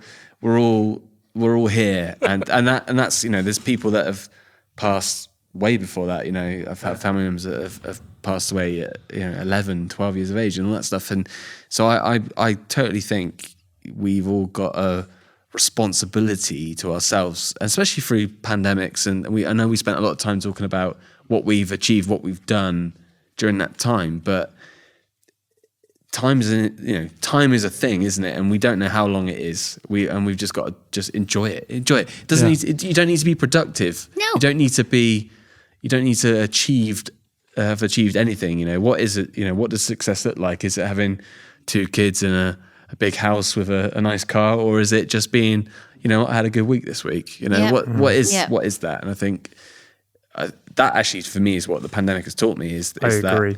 It's those little small moments, right? Those little small victories, whatever they may be. Yeah, and all of us, regardless of what stage we are in life or what we do, whether you're producing the show or a radio host or a musician or a banker, whatever you are, it's everyone needs to enjoy the moment. I think for me, that's what the pandemic's definitely brought home a bit more. Yeah, absolutely.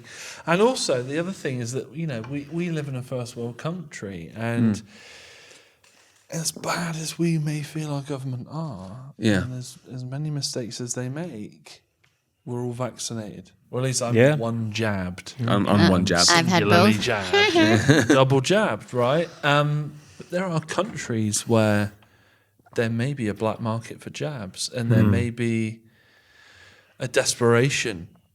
And you look at India and how terrible that was, and so there is an element of it was challenging for us, but we do need to think about the fact that You're right. We look at this from a position of privilege. Yeah, we're very lucky, and there's a lot of people in the world that are worse off than us, and it's difficult, isn't it? Because like myself and you, we've spent our life or our adult life going to places and being treated quite nicely and playing music and being fairly celebrated for it, or the things that we do, we put the effort in and we're fairly celebrated for it.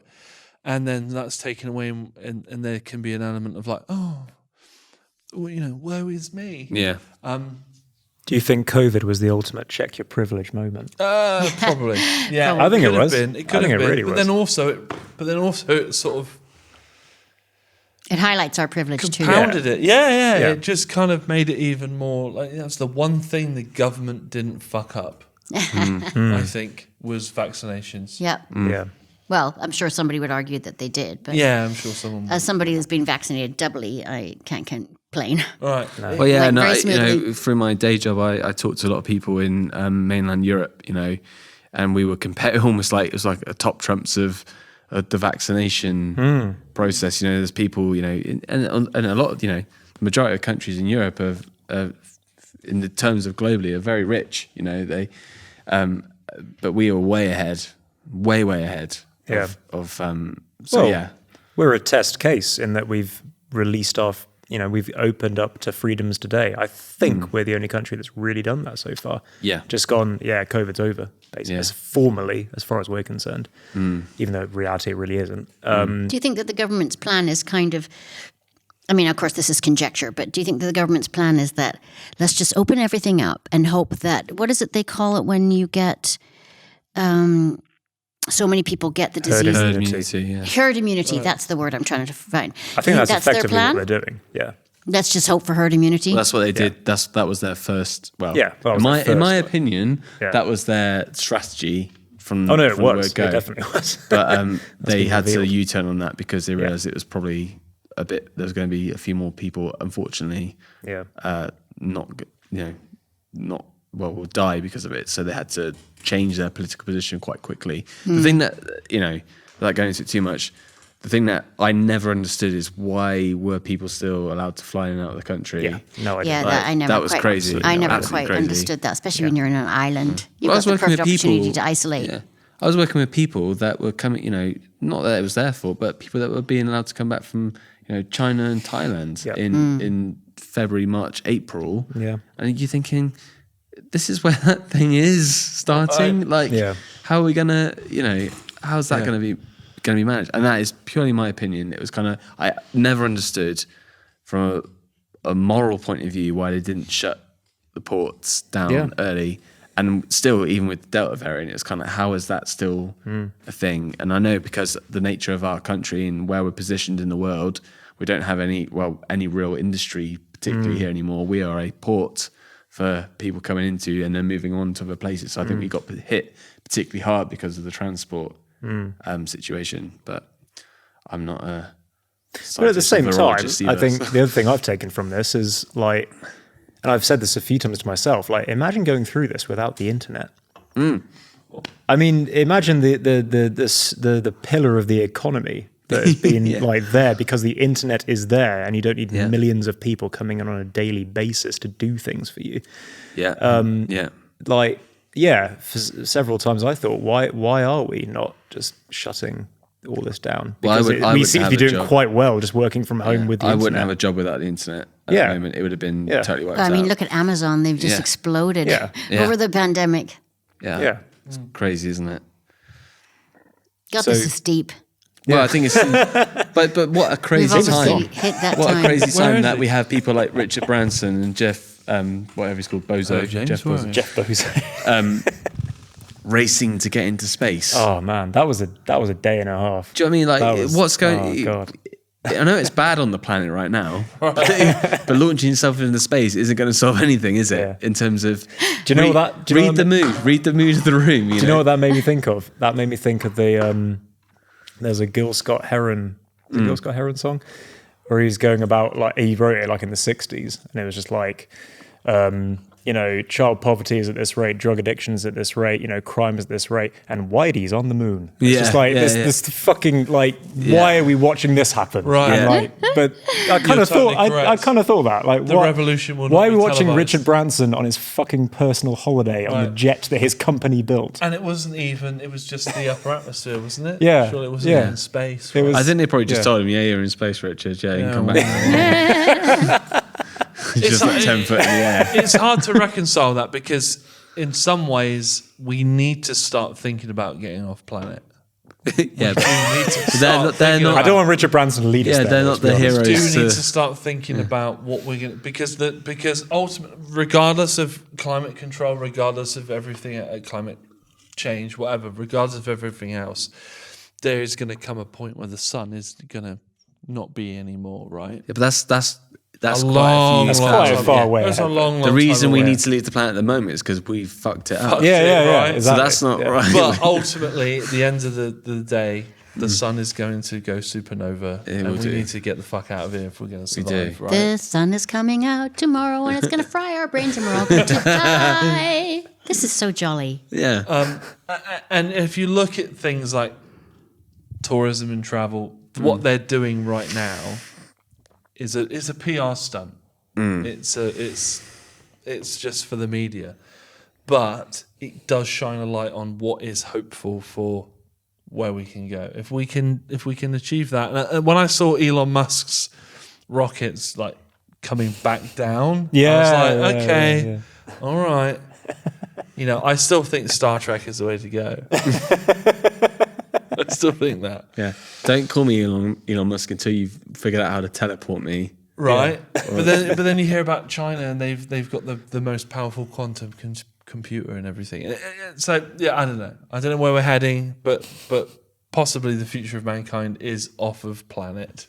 Yeah. I hope so. Possibly. It's nothing like hope going to a house party, trashing it, and deciding you need to go to another party afterwards. That is it. That is it. Yeah. So how do we want to wrap this one up then? Because we've done. Is there a dance number or something? Just wondering. What's Right. new? Yeah, I'll rattle off some bullshit. Go on, go for it. That's my man. It's what I voted for. Although I didn't actually vote for you, but We good, Harry? Yeah. Okay, that wraps up the end of the Zoo Pod, the Giant Pod special. I'd like to thank all my guests. If we do a little sweep round for attending. James unfortunately had to leave us slightly early, but all the same, we thank him for joining us. I loved having his company as always. We hope that you guys have found some sort of common ground in the conversations that we had pertaining to COVID and motivation and how you get through the next few weeks or months.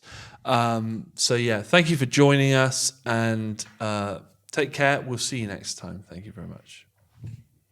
Is that all right? That's all right, isn't it? Yeah. Fuck yeah. Well done. Thanks, Andy. Cheers for having us, mate. thank you for having me. Good work. Cheers, man. Good work. Cheers. Right, how much sherry have you got left? Loads. Should we do sherry shots? Yeah. Yeah. Alan's all right with that. Us old ladies know where it's at. Yeah. How many have you got?